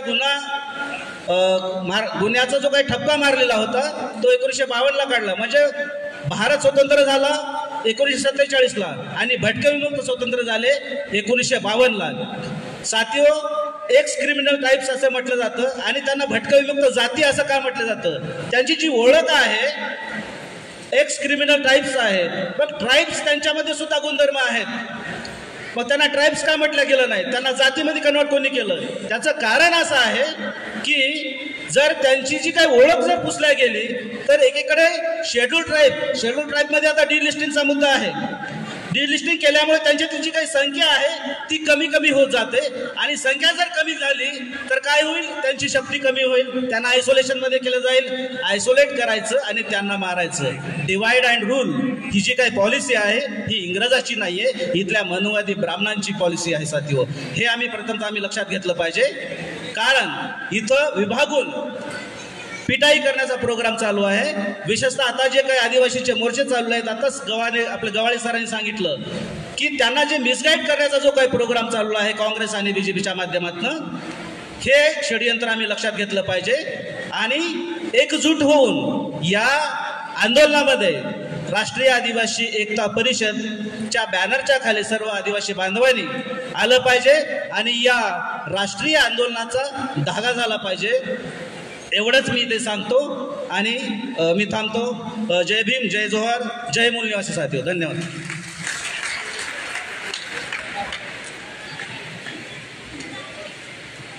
यानंतर आजच्या कार्यक्रमाचे आयोजक माननीय पतिंगराव खोकले सर यांना मी या ठिकाणी आमंत्रित करतो की आजच्या कार्यक्रमाचा जे काही जन आंदोलन निधी आहे ते या ठिकाणी घोषित करतील. आदरणीय पतिंगराव खोकले सर.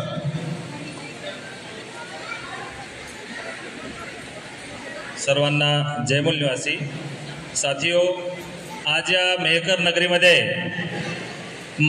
राष्ट्रीय आदिवासी एकता परिषद, राष्ट्रीय आदिवासी कर्मचारी संघ आणि राष्ट्रीय आदिवासी छात्र संघाचं 12वं संयुक्त अधिवेशन होत आहे. मित्रांनो, हे जे अधिवेशन आहे तर ते सर्व आदिवासींच्याच पैशातून या ठिकाणी होत आहे. कारण बामसेफ किंवा राष्ट्रीय आदिवासी एकता परिषद इतर कोणत्याही प्रस्थापित माणसाकडून हा निधी जमा करत नाही. त्याचं कारण आहे की ज्याच्याकडून आपण निधी घेतला तर तो पुन्हा आपल्याला त्याचं काम पण सांगतो. म्हणून हे आंदोलन आपल्या स्वतःचं स्वाभिमानाचं आमच्या महापुरुषांचं आहे. म्हणून या आंदोलनासाठी जन आंदोलन निधी म्हणून राष्ट्रीय आदिवासी एकता परिषद, राष्ट्रीय आदिवासी कर्मचारी संघ आणि राष्ट्रीय आदिवासी छात्र संघामार्फत हे अधिवेशन या ठिकाणी संपन्न होत आहे. तत्पूर्वी या अधिवेशन सफल करण्यासाठी चे आजच्या उद्घाटक आहेत, त्यांनी या ठिकाणी आपला जेवणाचा खर्च त्या ठिकाणी उचललेला आहे. त्याबद्दल मी बामसेफ आणि राष्ट्रीय आदिवासी एकता परिषद या सर्वांच्या वतीनं त्यांचं खूप खूप या ठिकाणी आभार व्यक्त करतो.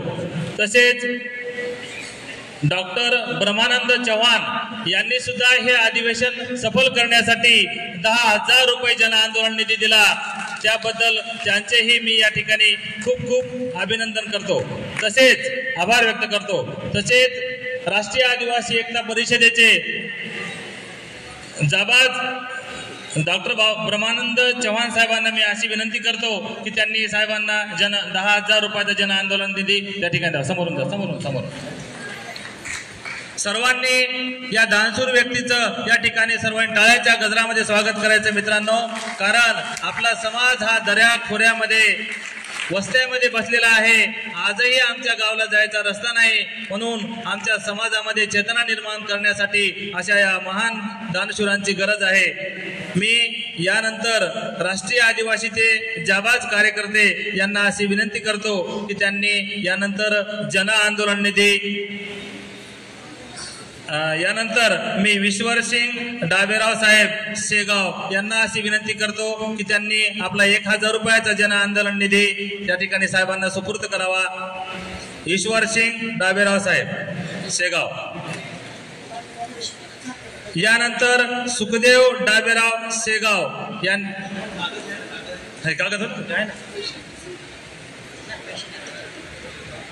कारण कोणताही कार्यक्रम मित्र हो पैशाशी होत नाही. आपण जर इतरांकडून पैसे घेतले तर ते आपले इशारे करते. म्हणून आपला कोणाच्याही इशाऱ्यावर न चालता सर आता का दुसरा कागद द्या. त्याचं नाव सांगा एकदा. सुखदेव डाबेराव यांनी सुद्धा या ठिकाणी 1,000 रुपयाचा जन आंदोलन निधी या ठिकाणी दिलेला आहे. धन्यवाद सर. संघटनेच्या खात्यावर त्यांनी ते पैसे सपोर्ट केलेले आहेत। यानंतर राष्ट्रीय आदिवासी एकता परिषदेचे महाराष्ट्रातील जाबाज कार्यकर्ते यांना मी अशी विनंती करतो की त्यांनी सर्वांनी स्टेजवर यायचंय। त्यामध्ये आमचे राष्ट्रीय अध्यक्ष माननीय वीरसिंह राणा, रामकृष्ण दिगर, माननीय रामकृष्ण दिगर यांना सुद्धा अशी विनंती करतो की त्यांनी स्टेजवर यायचं आहे। त्यानंतर कन्वर वळवी सर, पतिंगराव खोकले सर, राजू जामकर जे प्रॉपर मेहकरचे आहेत। त्यानंतर हे कार्यक्रम ज्यांच्यामुळे यशस्वी होत आहेत असे रात्रंदिवस मरमर करणारे Bhagwat Jadhav sir, Haridas Mirashe sir, Nagesh Dakore sir, Amol Dakore, Vitthal Waghmare, Dilip Jawade, Uttam Solanke, Shripati बुरके, Yogesh Gedam, Kailas डोखळे, Ganpat Gavhale आणि गजानन गंडाळे या राष्ट्रीय आदिवासी एकता परिषदेच्या सर्व कार्यकर्त्यांना मी अशी विनंती करतो की आपण ताबडतोब स्टेजवर येऊन साहेबांना हा 1,53,000 रुपयाचा जन आंदोलन निधी आपल्या या ठिकाणी द्यायचा आहे।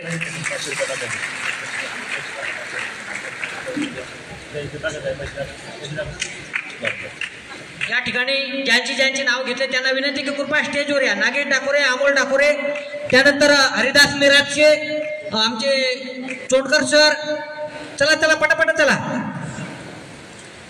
सर्वांना विनंती आहे, नागेश डाकोरे कृपया समोर येतील, अमोल भाऊ डाकोरे लवकर या। बोल 85, बोल 85, राष्ट्रीय आदिवासी एकता परिषदेचा, राष्ट्रीय आदिवासी एकता परिषदेचा मेसराम साहब आप संघर्ष करो, मेसराम साहब आप संघर्ष करो। यानंतर मी आजच्या कार्यक्रमाचे मुख्य अतिथी तथा मुख्य मार्गदर्शक सन्माननीय आमच्या सर्वांचे मुक्तिदाते या आधुनिक भारतातले मूळ निवासी नायक सन्माननीय वामन मेश्राम साहेब, राष्ट्रीय अध्यक्ष बामसाहेब तथा भारत मुक्ती मोर्चा यांना विनंती करतो की त्यांनी आपल्या सर्वांना या ठिकाणी विषयाला अनुसरून या ठिकाणी संबोधित करावं। मान्यवर वामन मेश्राम साहेब।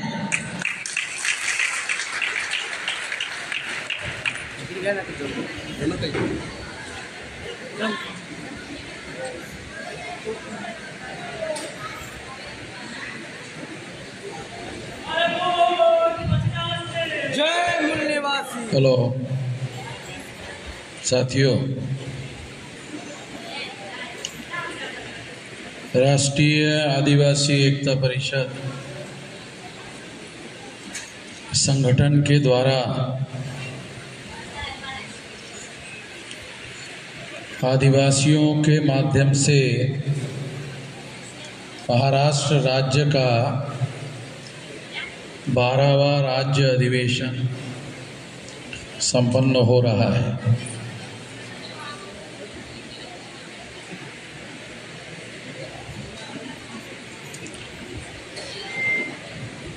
तर या 12व्या राज्य अधिवेशनासाठी आपण सर्व या ठिकाणी एकत्रित झालेला आहात। हे अधिवेशन संध्याकाळी 5 वाजेपर्यंत चालेल, पण ते चालत असताना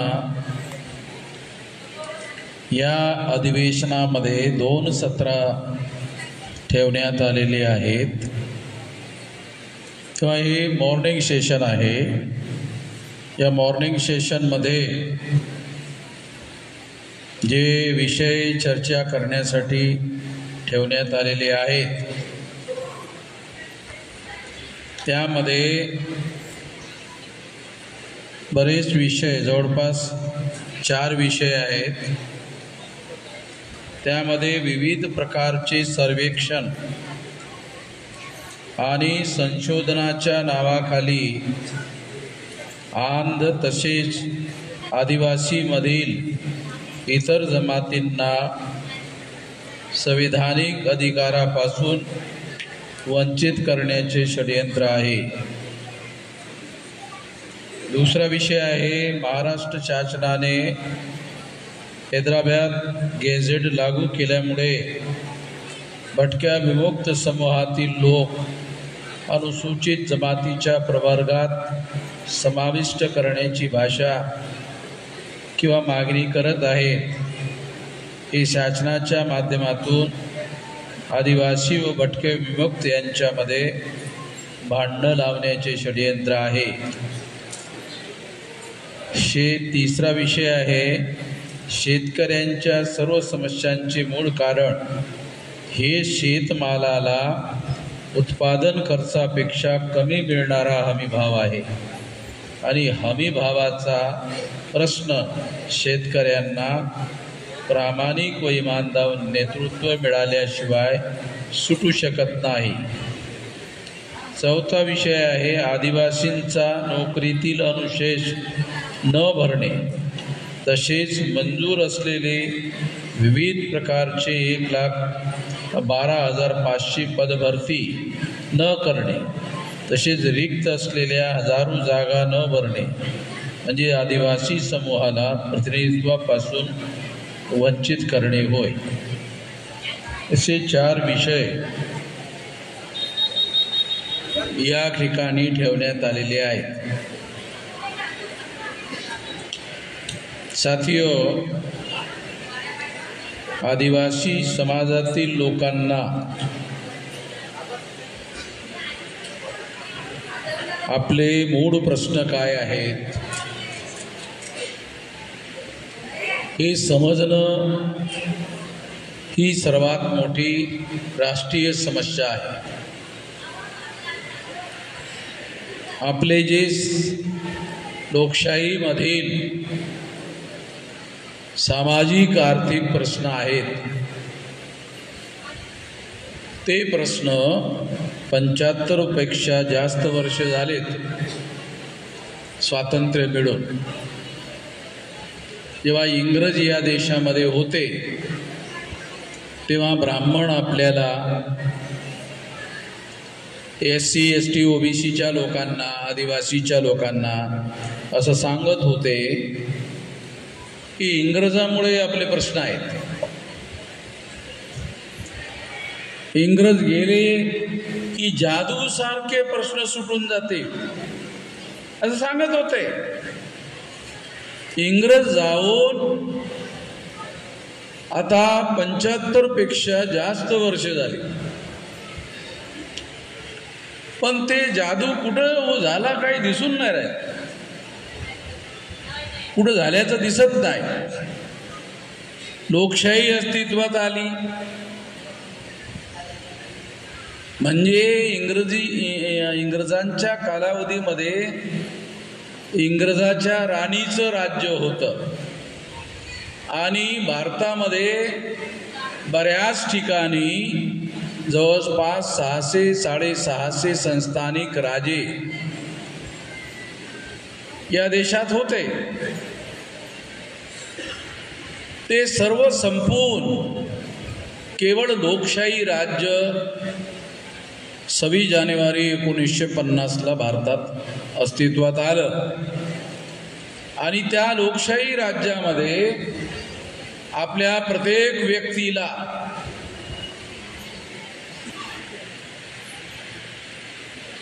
निवडणूक लढण्याचा आणि निवडणुकीमध्ये मतदान देण्याचा अधिकार भारतीय घटनेने आपल्याला बहाल केला.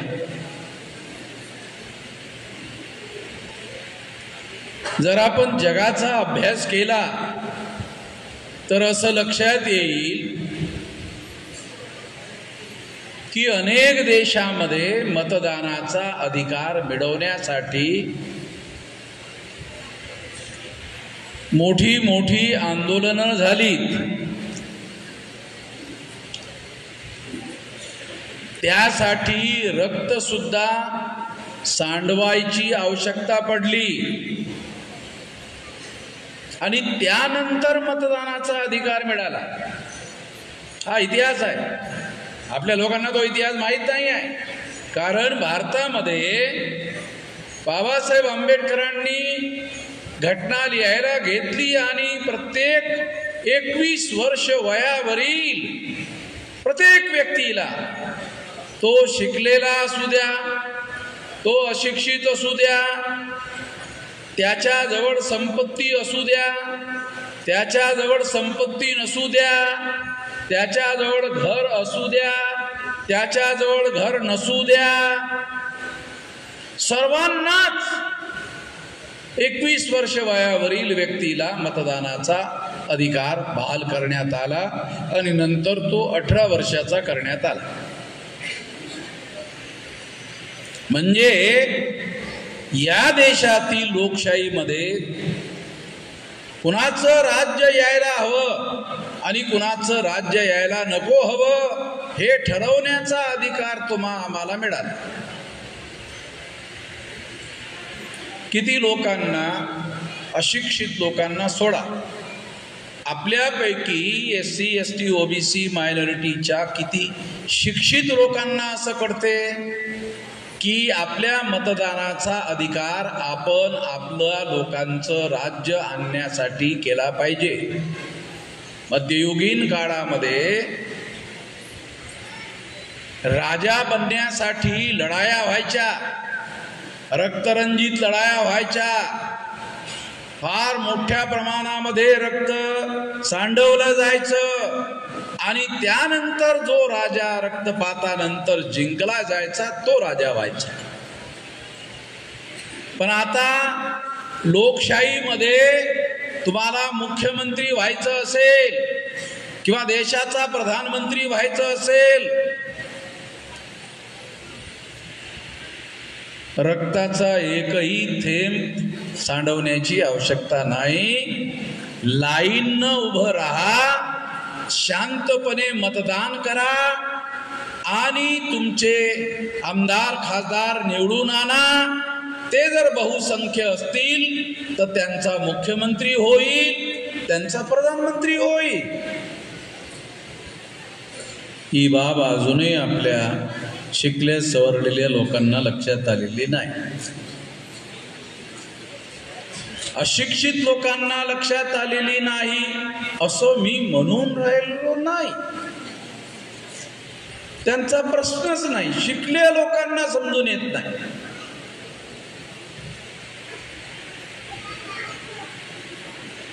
दुसरा मुद्दा असा,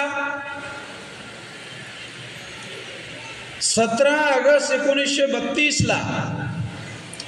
बाबासाहेब आंबेडकरांनी इंग्रजांबरोबर संघर्ष करून राऊंड टेबल कॉन्फरन्स मधून शेड्यूल कास्ट शेड्यूल ट्राईबच्या लोकांसाठी सेपरेट इलेक्टोरेटची मागणी केली. ती मंजूर झाली. ते सेपरेट इलेक्टोरेट काय होतं? आदिवासी लोकांना आणि शेड्यूल कास्टच्या लोकांना आपापल्या मतदारसंघामध्ये आपले आमदार, आपले खासदार आपल्या मतदानाच्या भरोशावर निवडून आणता येतील. किती लोकांना माहित आहे? 17 ऑगस्ट 1932 इंग्रजांनी अवॉर्ड घोषित केला आणि त्या अवॉर्डमध्ये शेड्यूल कास्ट आणि शेड्यूल ट्राईबच्या लोकांना सेपरेट इलेक्टोरेट बहाल करण्यात आला. म्हणजे शेड्यूल कास्टचे लोक, शेड्यूल ट्राईबचे लोक हे आमदार आणि खासदार निवडून आणतील. आणि असे 131 खासदार आजच्या तारखेला आणि 1000 किंवा 1200 पेक्षा जास्त आमदार संपूर्ण देशामध्ये शेड्यूल कास्ट शेड्यूल ट्राईबचे निवडून आले असतील. आणि केंद्रामध्ये दिल्लीमध्ये शेड्यूल कास्ट शेड्यूल ट्राईबच्या खासदारांच्या मदतीशिवाय ब्राह्मणांना केंद्र सरकार बनवता आलं नसतं. अर्थात जवाहरलाल नेहरू यांना प्रधानमंत्री बनता आलं नसतं. जोपर्यंत बाबासाहेब आंबेडकर जवाहरलाल नेहरू यांना समर्थन देणार नाही तोपर्यंत नेहरू प्रधानमंत्री होऊ शकले नसते. किती शिकलेल्या लोकांना माहित आहे? अशिक्षित लोकांचं नाही सांगू, शिकलेल्या लोकांना किती माहित आहे. सेपरेट इलेक्टोरेट म्हणजे काय ते माहीत नाही.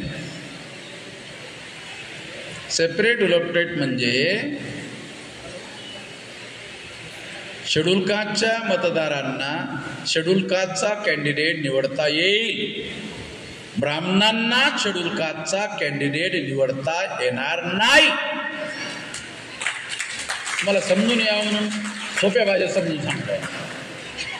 कारण हे how to govern the country याच्याशी रिलेटेड आहे, त्यामुळे आपल्याला आमदार खासदारच समजत नाही तरी how to govern the country हे जरा जास्त कठीण आहे. हायकोर्टाचे आपले जे वकील आहेत, जे भारतीय घटनेच्या मुद्द्यावर हायकोर्टात केसेस लढतात, त्यांना पण कळत नाही. त्यांना कळलं पाहिजे पण त्यांनाही कळत नाही. का? त्यांना विचारा का कळत नाही? आपला विषयच नाही. देशाचं राज्य करणं हे आपलं काम नाही आहे, ते त्यांचं काम आहे. 26 जानेवारी 1950ला हे बदललं हे त्या वकिलाला माहित नाही.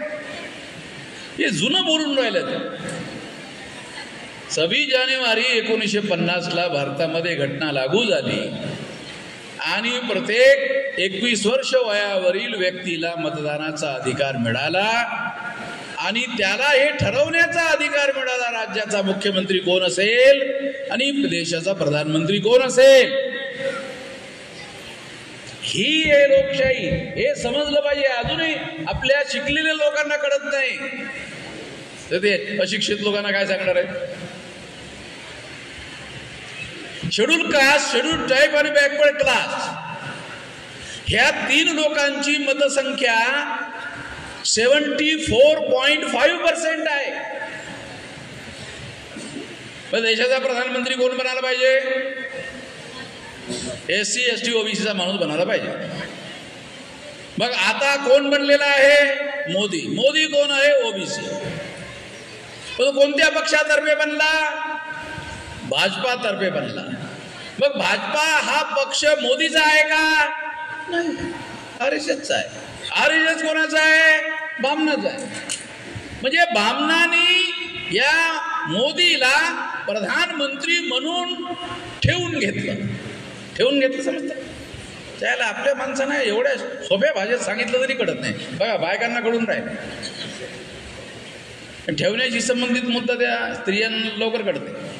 एक लग्नाची बायको असते, एक ठेवलेली बायको असते, त्या बाईला लवकर कळते. तर हे मोदी जे आहे लग्नाची बायको नाही, भाजपाची, हे ठेवलेली बायको.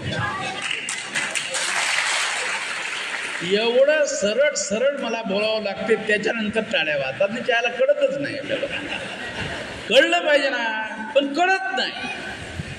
पक्ष बामणाचा आहे. पक्ष जर बामणाचा आहे तर बामण प्रधानमंत्री व्हायला पाहिजे ना. का ते ओबीसीला प्रधानमंत्री बनवतात? ओबीसीला जर प्रधानमंत्री बनवलं नाही तर ओबीसी वामन मेश्रामकडे जाईल आणि ओबीसी जर वामन मेश्रामकडे गेला परमनंट सोल्युशन होऊन जाईल असं त्यांना वाटते. म्हणून मोदीला त्यांनी प्रधानमंत्री बनवलं. पण बनवताना खबरदारी घेतली की तो खरा प्रधानमंत्री बनता कामा नये, ठेवलेला प्रधानमंत्री बनलेला पाहिजे. मी त्याला ठेवलेला प्रधानमंत्री का म्हणतो त्याचा पुरावा देतो. म्हणजे केवळ ब्राह्मणांनी त्याला नॉमिनेट केलं म्हणजे नाही. इंग्रजी शब्द आहे नॉमिनेट करणे. नॉमिनेट म्हणजे भाजपा हा ब्राह्मणांचा पक्ष आहे, तेव्हा ब्राह्मणांनी त्याला निवडलं आणि निवडून त्याला नॉमिनेट केलं. नॉमिनेट करणे म्हणजे नामधारी नियुक्त करणे. नामधारी, नॉमिनेटेड, नॉट इलेक्टेड.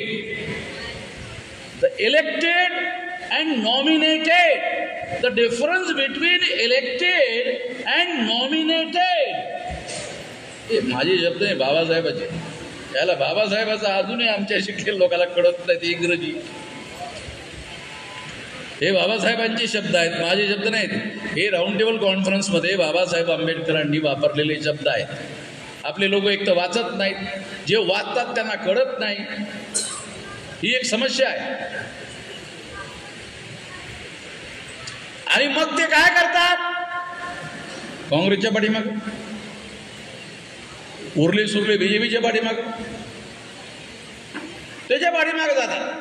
आणि तिथं जाऊन काय करतात? ते त्याच्या खांद्याचं जे झोड्या वापरतात त्या बीजेपीच्या लोकांच्या, आपण त्याचं काम करत राहतात. मतसंख्या आमची schedule caste, schedule tribe, backward क्लासची मतसंख्या 74.5%. आणि त्यामधून कन्व्हर्टेड SC ST OBC मधून झालेले मुस्लिम, सिख, इसाई, बुद्धिस्ट, जैन, लिंगायत हे जर गृहीत धरले तर 85%. म्हणजे 100 मधून 85% आमदार आणि खासदार हे आपले असायला पाहिजेत. परंतु शेड्यूल कास्ट आणि शेड्यूल ट्राईबच्या ज्या रिझर्व्ह जागा आहेत त्या जागेवर भाजपाचे लोक, काँग्रेसचे लोक SC STच्या लोकांना तिकीट देतात. आणि OBCचे जे लोक आहेत त्यांच्यासाठी पॉलिटिकल रिझर्वेशन नाही आहे. त्यांच्यासाठी पॉलिटिकल रिझर्वेशन नसल्यामुळे त्या OBCच्या जाग्यावर बामणं उभं राहतात. आता OBCला मुख्यमंत्री महाराष्ट्राचं बनवण्याऐवजी कोण म्हणला? फडणवीस बनला ना. फडणवीसची संख्या किती? 1.5%. महाराष्ट्रामध्ये फडणवीसची संख्या, बामणाची संख्या 1.5%. तेव्हा 52% जे OBC आहेत त्या OBCच्या लोकांना हिंदू बनवून त्यांच्या डोक्यावर बामण बसवणार. हे कळते का OBCच्या लोकांना? हे सांगितलं पाहिजे ना OBCच्या लोकांना. अरे तुम्हाला हिंदू बनवलं, मग हिंदूचा तर मुख्यमंत्री बनवा. चाहेला हिंदूचा, तुम्हाला हिंदू बनवलं तर हिंदूचा मुख्यमंत्री बनवा. हिंदूचा मुख्यमंत्री बनवण्याच्या ऐवजी बामणाचा मुख्यमंत्री बनवतात, म्हणजे तुमच्या डोक्यावर बसवतात. हे कळतंय का? हे कळलं पाहिजे. हे कळण्यासाठी लोकशाहीचं जे व्याकरण आहे, हे लोकशाहीचं जे व्याकरण आहे जे तुम्हाला समजावून सांगून राहिलो, हे कळलं पाहिजे. हे लोकशाहीमध्ये लोक प्रधान आहेत. लोक मुख्य आहेत, लोक प्रधान आहेत.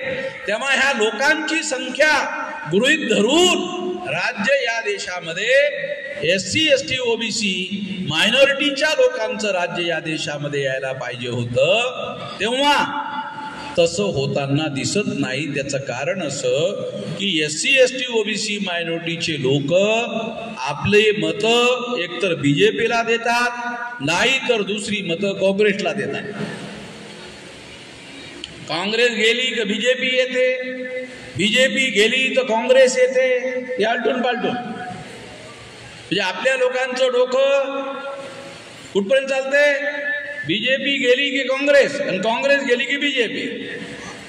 हा मतदानाचा अधिकार 1848 पासून ज्योतिराव फुलेंनी आणि बाबासाहेब आंबेडकरांनी शाहू महाराजांनी लढा करून, संघर्ष करून, इतके वर्ष संघर्ष करून मतदानाचा अधिकार तुम्हाला मिळवला. असं सहज थोडी मिळालं. इतक्या संघर्षामधून तो अधिकार मिळाला आणि त्या लोकांनी मिळवून दिला.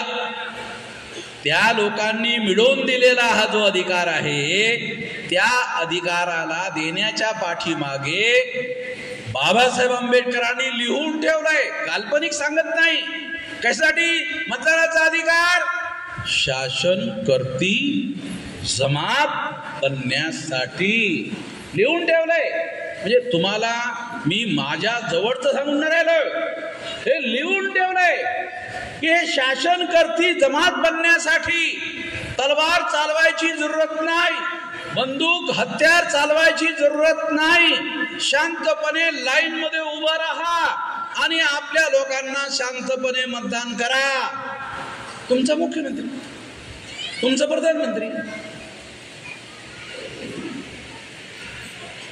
आज देशामध्ये 625 जिल्ह्यामध्ये भामसे भारत मुक्ती मोर्चाचं आंदोलन पसरलंय.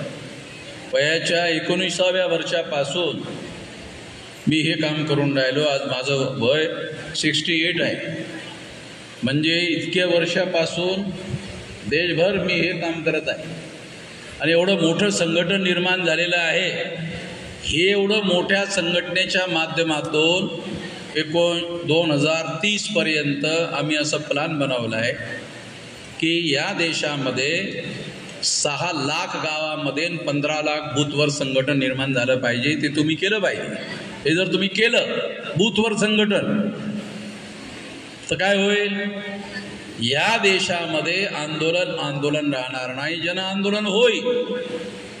आणि जन आंदोलन झाल्यामुळे काय होईल? 9 ऑगस्ट 1942ला गांधींनी क्विट इंडिया मुवमेंट, भारत छोडो आंदोलन सुरू केलं होतं. त्यामुळे इंग्रजांना भारत सोडून जावं लागलं, त्या जन आंदोलनामुळे. मग आपण जर आंदोलन केलं तर जरी बामणाला भारत सोडायला भाग पाडलं नाही तरी आपल्या मानगुटीवर बसवलेलं त्यांचं जे राज्य आहे ते झुंगारून देण्यामध्ये आपण यशस्वी होऊ शकतो. एवढं करायचं आहे. एवढं जर आपण केलं, त्यासाठी मी तुम्हाला तलवारी चालवायला सांगून नाही राहिलो.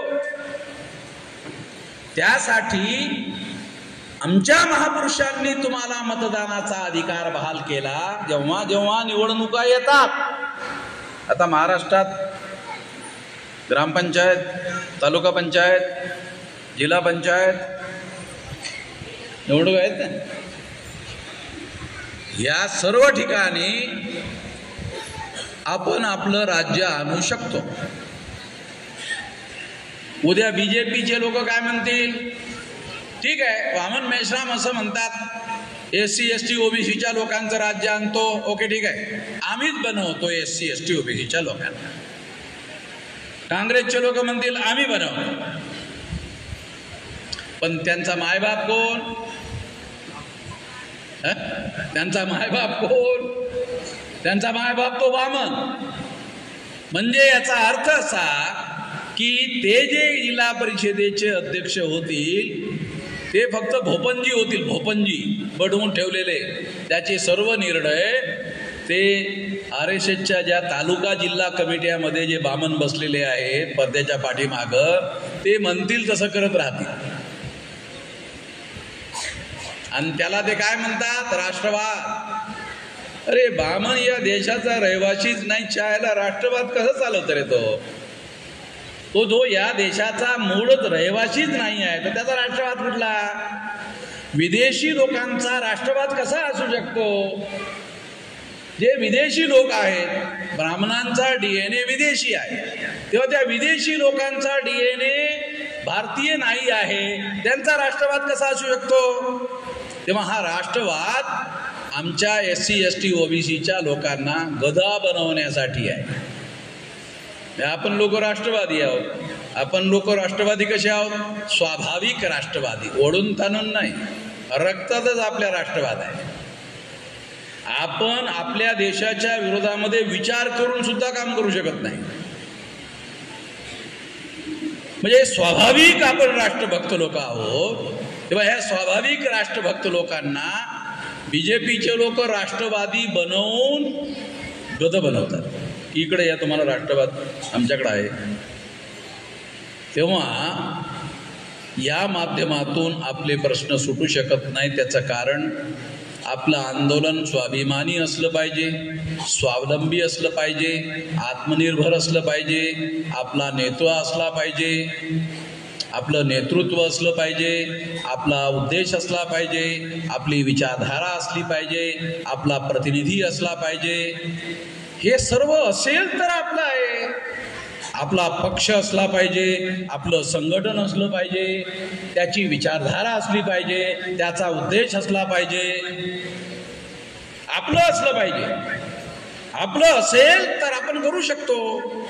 मी वयाच्या 19व्या वर्षापासून आता 68 वर्ष चालू आहे. एवढं मोठं विशाल संघटन ब्रह्मदेशाच्या बॉर्डरपर्यंत, बांगलादेशाच्या बॉर्डरपर्यंत पसरलेलं विशाल संघटन उभं केलंय. आणि 2030 पर्यंत हे 6 लाख गावामध्ये पसरेल, जन आंदोलन होईल, तेव्हा आपल्याला या विशाल आंदोलनाला आपण समजून घेतलं पाहिजे आणि त्याच्या पाठीमागं ताकद लावली पाहिजे. आपल्याला कोणी टाटा, बिर्ला, अंबानी पैसे देणार नाही, तर आपल्या महापुरुषांच्या माध्यमातून SC, ST, OBCच्या लोकांना जे रिझर्वेशन मिळालं, त्या रिझर्वेशनमुळे आपले माणसं गावगाड्यामध्ये सालगडी व्हायचे. आता कलेक्टर होता, सालगडी माहिती आहे ना, सालगडी गावामध्ये माहिती, मी गावचाच आहे त्यामुळे मला माहित आहे सर्व. जे लोक सालगडी व्हायचे ते जिल्हाधिकारी होऊन राहिले. आणि जिल्हाधिकारी म्हणजे काय माहित आहे तुम्हाला? जिल्हाधिकारी म्हणजे अरे जिल्ह्याचा राजा, सर्व अधिकार त्याच्याजवळ. जिल्हाधिकारी IAS अधिकारी तो म्हणजे तो जिल्ह्याचा राजा. जुन्या काळातले राजे सुद्धा त्याच्या समोर येऊन खुर्च्या टाकून बसतात. इकडं नाही बसतायत, इकडं तोच बसेल. राजाची एकच खुर्ची असते, समोर आमदार खासदार बसतात. त्या जिल्ह्यातला आमदार खासदार इकडं नाही बसत, तो इकडं बसतोय. तेव्हा त्या जिल्हाधिकाऱ्याला हे सर्व अधिकार हे आमच्या महापुरुषांनी रिझर्वेशनमध्ये SC, ST, OBC मायनॉरिटीच्या लोकांना मिळवून दिले. आणि दुसरे, मतदानाच्या अधिकारामुळे तुम्ही या देशाचे राज्यकर्ते होऊ शकता. ज्या शिकलेल्या लोकांना जरी असं सांगितलं ना, तर ते काय म्हणतात, माझ्याकडे असं प्रश्नार्थक असं बघतात, काय बोलतात, विचारत नाही काय बोलतात. म्हणजे त्याला इतके वर्ष होऊन हे आणखी कळलं नाही. अरे हे 26 जानेवारी 1950ला झालंय. तुम्ही फक्त त्याचा वापर करायचा आहे, त्याचा उपयोग करायचा आहे. आणि त्यासाठी तुम्हाला तलवार, चाकू, छुरी, बंदूक, गोळी काहीही करायचं नाही आहे. फक्त तुमचं राष्ट्रीय स्तरावरचं संघटन निर्माण केलं पाहिजे. ते मी करून चुकलोय, त्याच्या पाठीमागं उभं राहा. तुम्ही या देशाचे राज्यकर्ते होऊ शकता. या स्तरावर आणून ठेवलेला आहे. नरेंद्र मोदी या आमच्या संघटित शक्तीच्या बळामुळे ह्याच्या लोकाला बामणाचा प्रधानमंत्री बनवण्याच्या ऐवजी OBCला बनवावं लागलं. हे आमच्या संघटित शक्तीच्या बळामुळे.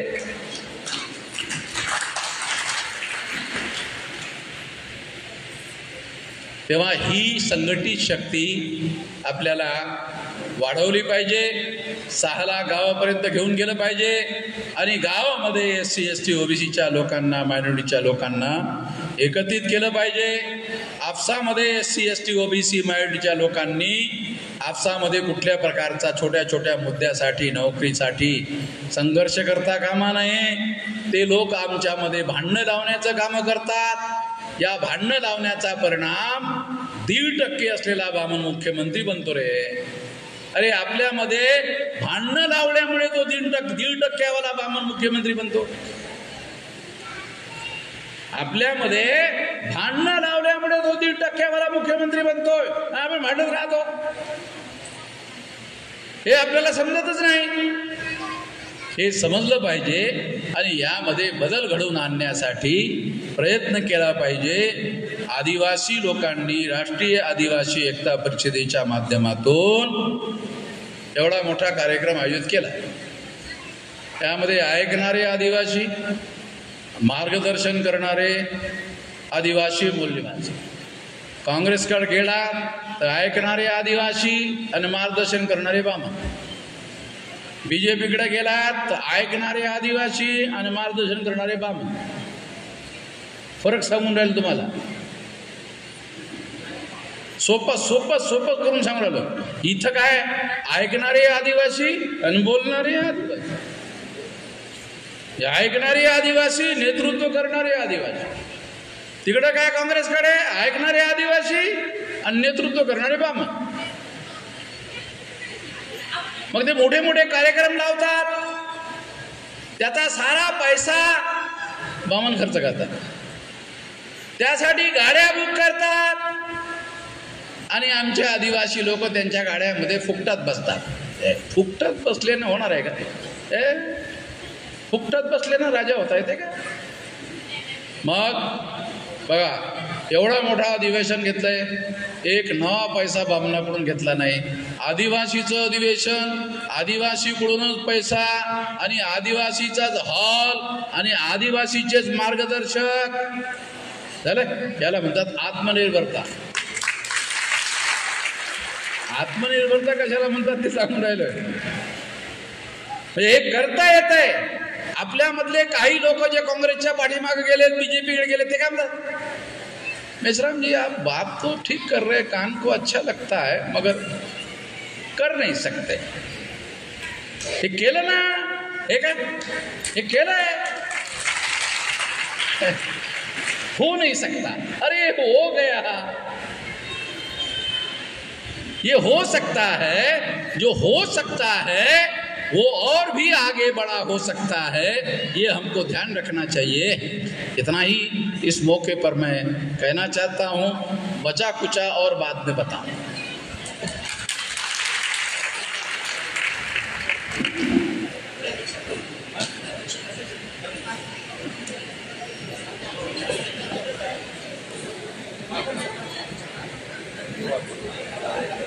या ठिकाणी प्रथम सत्राची अध्यक्षता करण्याकरता मी या ठिकाणी आमंत्रित करतो माननीय राणा वीरसह यांना, राष्ट्रीय अध्यक्ष राष्ट्रीय आदिवासी एकता परिषदचे माननीय राणा वीरसिंह. सर्व मूल्यवासी बहुजन समाजातील सर्वांना विनंती आहे की आपण कोणीही जेवणानंतर हे परिसर सोडून जायचं नाही, कारण मेश्राम साहेबाचं पुन्हा एकदा आपल्याला आपल्या समस्येवर ऐकायचं आहे. म्हणून सर्वांना विनंती करतो की आपण जेवण केल्याच्यानंतर या अध्यक्षीय भाषणानंतर जेवण होईल आणि त्यानंतर इथं जेवून बसायचं आहे. धन्यवाद.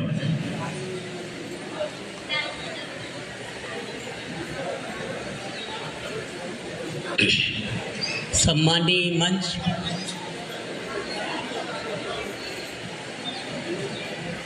आज महाराष्ट्र राज्य का राष्ट्रीय आदिवासी एकता परिषद, राष्ट्रीय आदिवासी कर्मचारी संघ एवं राष्ट्रीय आदिवासी छात्र संघ का संयुक्त 12वां राज्य अधिवेशन महाराष्ट्र का मेहकर तहसील में होने जा रहा है. इस अधिवेशन का प्रमुख मार्गदर्शक माननीय मूल निवासी नायक वामन मेश्राम साहब, जो राष्ट्रीय आदिवासी एकता परिषद के राष्ट्रीय स्वरक्षक हैं, और इस कार्यक्रम के उद्घाटक मैडम एडवोकेट, महाराष्ट्र राज्य के राष्ट्रीय आदिवासी एकता परिषद, राष्ट्रीय आदिवासी कर्मचारी संघ और राष्ट्रीय आदिवासी छात्र संघ के प्रदेश कार्यकारिणी के पदाधिकारी, जिला पदाधिकारी, तहसील तालुका ग्राम के पदाधिकारी, महाराष्ट्र राज्य के भारत मुक्ति मोर्चा और भारत मुक्ति मोर्चा के सहायक संगठनों के राज्य पदाधिकारी, जिला पदाधिकारी, और इस कार्यक्रम में हमारी महिला शक्ति है, जो महाराष्ट्र की महिला विंग है, उनको वो भी उपस्थित है. साथियों, मेरी अपील है, 5 मिनट, केवल 5 मिनट बोलूंगा, थोड़ा देर रखे. 5 मिनट आप रुक जाए. मैं कम से कम 1200 किलोमीटर चल के आपके पास आया हूं. आप मेरी 2 मिनट 5 मिनट की बात सुन ले, इतना धैर्य रखे. साथियों, अभी पहले सत्र के 4 विषय थे। 4 विषयों पे हमारे पूर्व वक्ताओं ने, हमारे आंदोलन के जनक माननीय वामन मेश्राम साहब ने विस्तार पूर्वक बात रखी है। मैं विषय की बात ना करते हुए कुछ और मौलिक बात करना चाह रहा हूँ जो अपने जीवन के लिए बहुत महत्वपूर्ण है, आने वाले समय आंदोलन के लिए महत्वपूर्ण है, आपके जीवन के लिए भी महत्वपूर्ण है।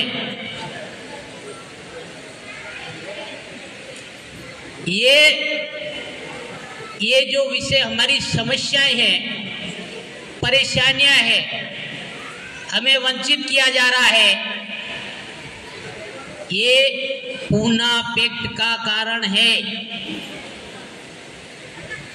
इसका मुख्य कारण पूना पैक्ट है। वो पूना पैक्ट के कारण हमारे संविधान के द्वारा एमएलए एमपी बनने का जो अधिकार संविधान ने बहाल किया है, वो एससी या एसटी के प्रतिनिधि रूप में जाते हैं।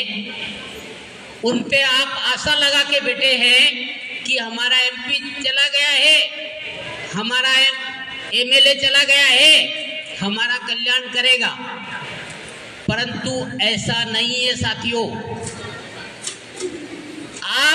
हम 100% गुलाम हैं, अभी हम 100% गुलाम हैं। तो हमारा एमपी, एमएलए, मंत्री, संतरी, मुख्यमंत्री एससी एसटी ओबीसी का हो, वो 200% गुलाम है, वो 200% गुलाम है। 100% तो समाज के नाम से गुलाम है एससी एसटी ओबीसी का, और 100% जिस पार्टी में गया है, जिस दल में गया है, उस दल का गुलाम है, उस पार्टी का गुलाम है।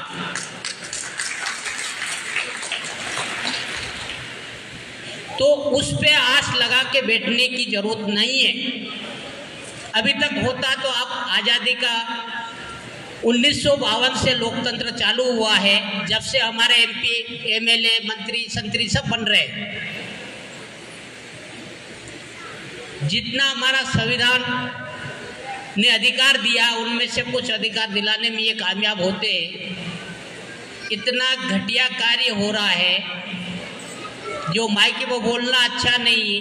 आदिवासी के ऊपर ब्राह्मण व्यक्ति मूत रहा है, पेशाब कर रहा है, हमारे एमपी एमएलए का जुबान नहीं खुल रही। कितना गुलाम है? 200% सिद्ध हो गया। मैं अभी 200% कह रहा, 200% सिद्ध हो गया। हमारे जैसे लोगों ने आवाज उठाई। हम 100% ही गुलाम है ना, समाज के लोग हैं। तो अभी बहुत आपको उदास करने का, निराश करने की बात नहीं बता रहा हूं मैं, आपके अंदर आत्मविश्वास जागृत करने की बात बता रहा हूं।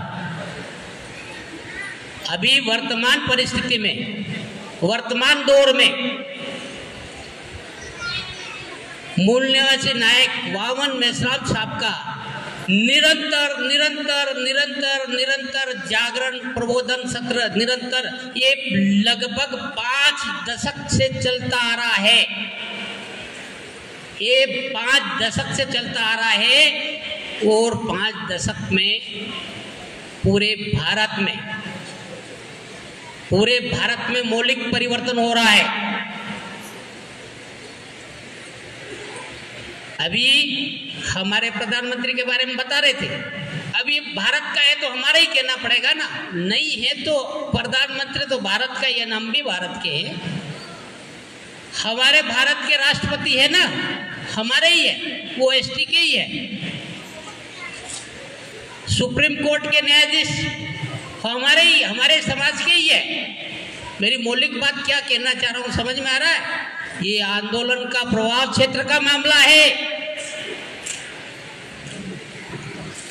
और इस आंदोलन से वो जान रहा है, हमारा आइडेंटिफाई दुश्मन जान रहा है, इसलिए उसकी मजबूरी को उसको बिठाना पड़ रहा है। चाहे ओबीसी हो, चाहे एससी हो, चाहे एसटी हो, उसकी मजबूरी है।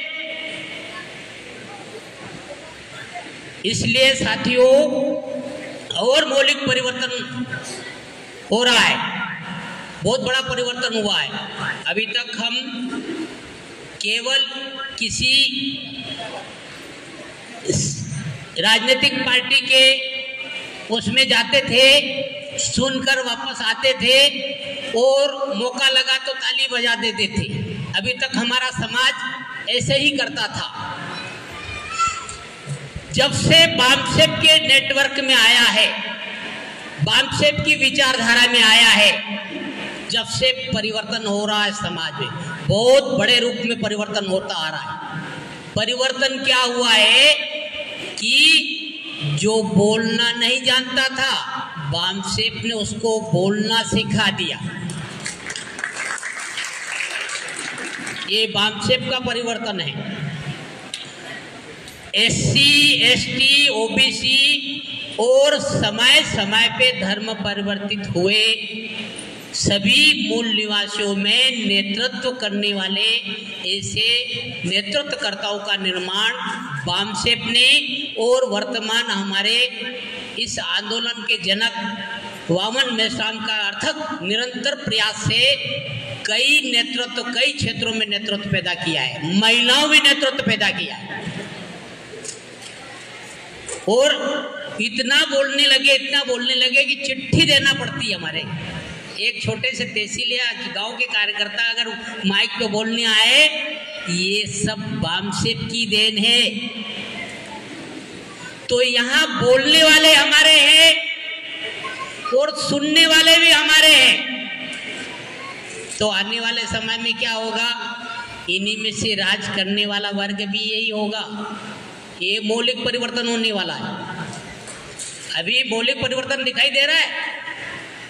बोलने वाले भी हमारे लोग हैं, मूल निवासी लोग हैं, और सुनने वाले भी हमारे मूल निवासी लोग हैं। इस आयोजन को करने वाले भी मूल निवासी लोग हैं। ये शासक वर्ग बनने की पूर्व तैयारी का मामला है। ये काम हम करने लगे, सेल्फ करने लगे, आत्मनिर्भर होके करने लगे, तो ये आने वाले समय में शासक बनने का प्रशिक्षण चल रहा है। और आने वाले समय में हम इस देश में बहुत बड़ा परिवर्तन करेंगे। तो दूसरी बात मेरी ये है कि अभी तक हम हमारा दिमाग का इस्तेमाल नहीं कर रहे थे। दिमाग तो हमारा, पर हमारा दुश्मन हमारा दिमाग का इस्तेमाल कर रहा था। अभी हम बामसेप के केडर लेने के बाद, बामसेप के कार्यकर्ता होने के बाद हमारा दिमाग का इस्तेमाल करना सीख गए हैं। मतलब परिवर्तन का दौर चालू हो गया है। अभी तक हम हमारा दिमाग पे कुछ ने कंट्रोल कर रखा था, हमारे दुश्मन ने कंट्रोल कर रखा था। तो अब हमारा दिमाग का इस्तेमाल हमारे उद्देश्य के लिए कर रहे हैं, हमारे लक्ष्य के लिए कर रहे हैं, हमारी आजादी के लिए कर रहे हैं। तो ये भी बहुत मौलिक परिवर्तन हो रहा है। इस परिवर्तन में भी आप सभी साथियों को सहभाग होना चाहिए। तीसरी बात ये कह रहा हूं कि आंदोलन तो होगा, आंदोलन होकर रहेगा। हमारे मूलनिवासी नायक वामन मेश्राम साहब ने 2030 का टारगेट बनाया, 30 तक 6 लाख गाँव में हो जाएगा। परंतु मेरा दृष्टिकोण बोल रहा है कि 28-29 में मामला बहुत बड़ा विकराल रूप लेने वाला है।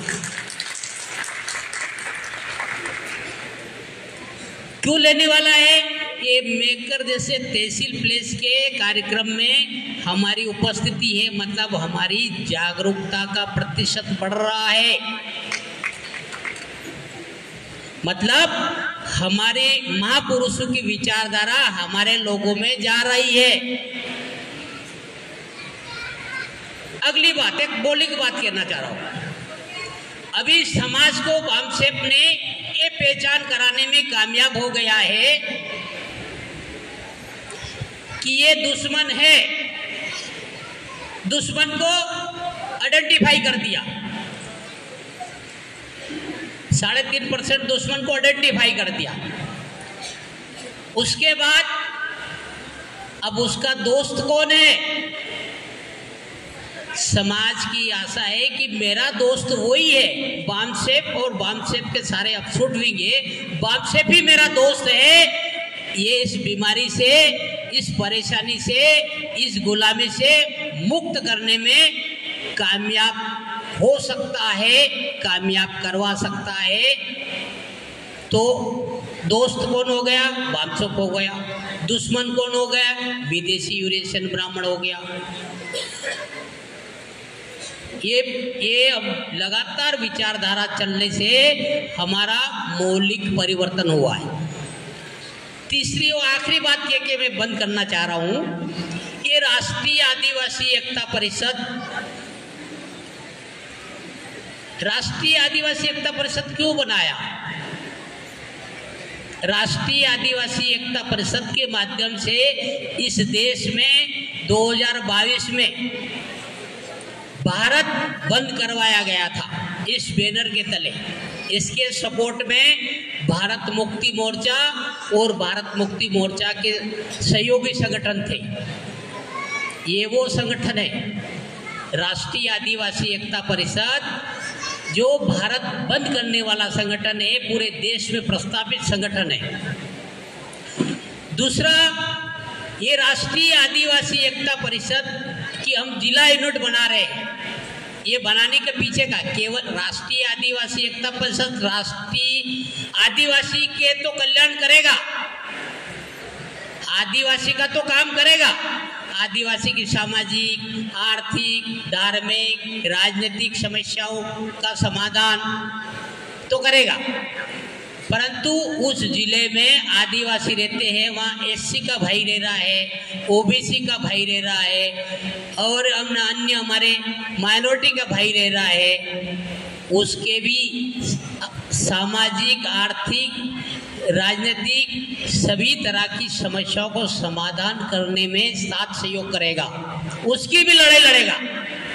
मतलब केवल राष्ट्रीय आदिवासी एकता परिषद केवल आदिवासी की लड़ाई नहीं लड़ेगा, मूल निवासियों की लड़ाई लड़ने वाला संगठन है। ये सभी मूल निवासियों की लड़ाई लड़ने के लिए संगठन बनाया गया। इसलिए साथियों, आप लोगों ने मेरी बात, समय ज़्यादा हो गया, मेरी बात आप लोगों ने ध्यानपूर्वक सुनी, इसलिए आप अपने क्षेत्रों में जाकर ये काम करेंगे। बहुत समय हमारे लिए अनुकूल है, बस थोड़ा सा समाज के पास जाने की जरूरत है, थोड़ा समय मैनेज करने की जरूरत है। आपके पास जो जानकारी है हमारे समाज को देने की जरूरत है, समाज तैयार है, बस वहाँ तक जाने की जरूरत है। इस आंदोलन को हम बहुत जल्दी जन आंदोलन में रूपांतरित करने में कामयाब होने वाले हैं, ये बात मैं आत्मविश्वास के साथ कह रहा हूँ साथियों। इसलिए मेरी बात आप लोगों ने ध्यानपूर्वक सुनी। आभार, धन्यवाद, जय जवाहर, जय मूल निवासी।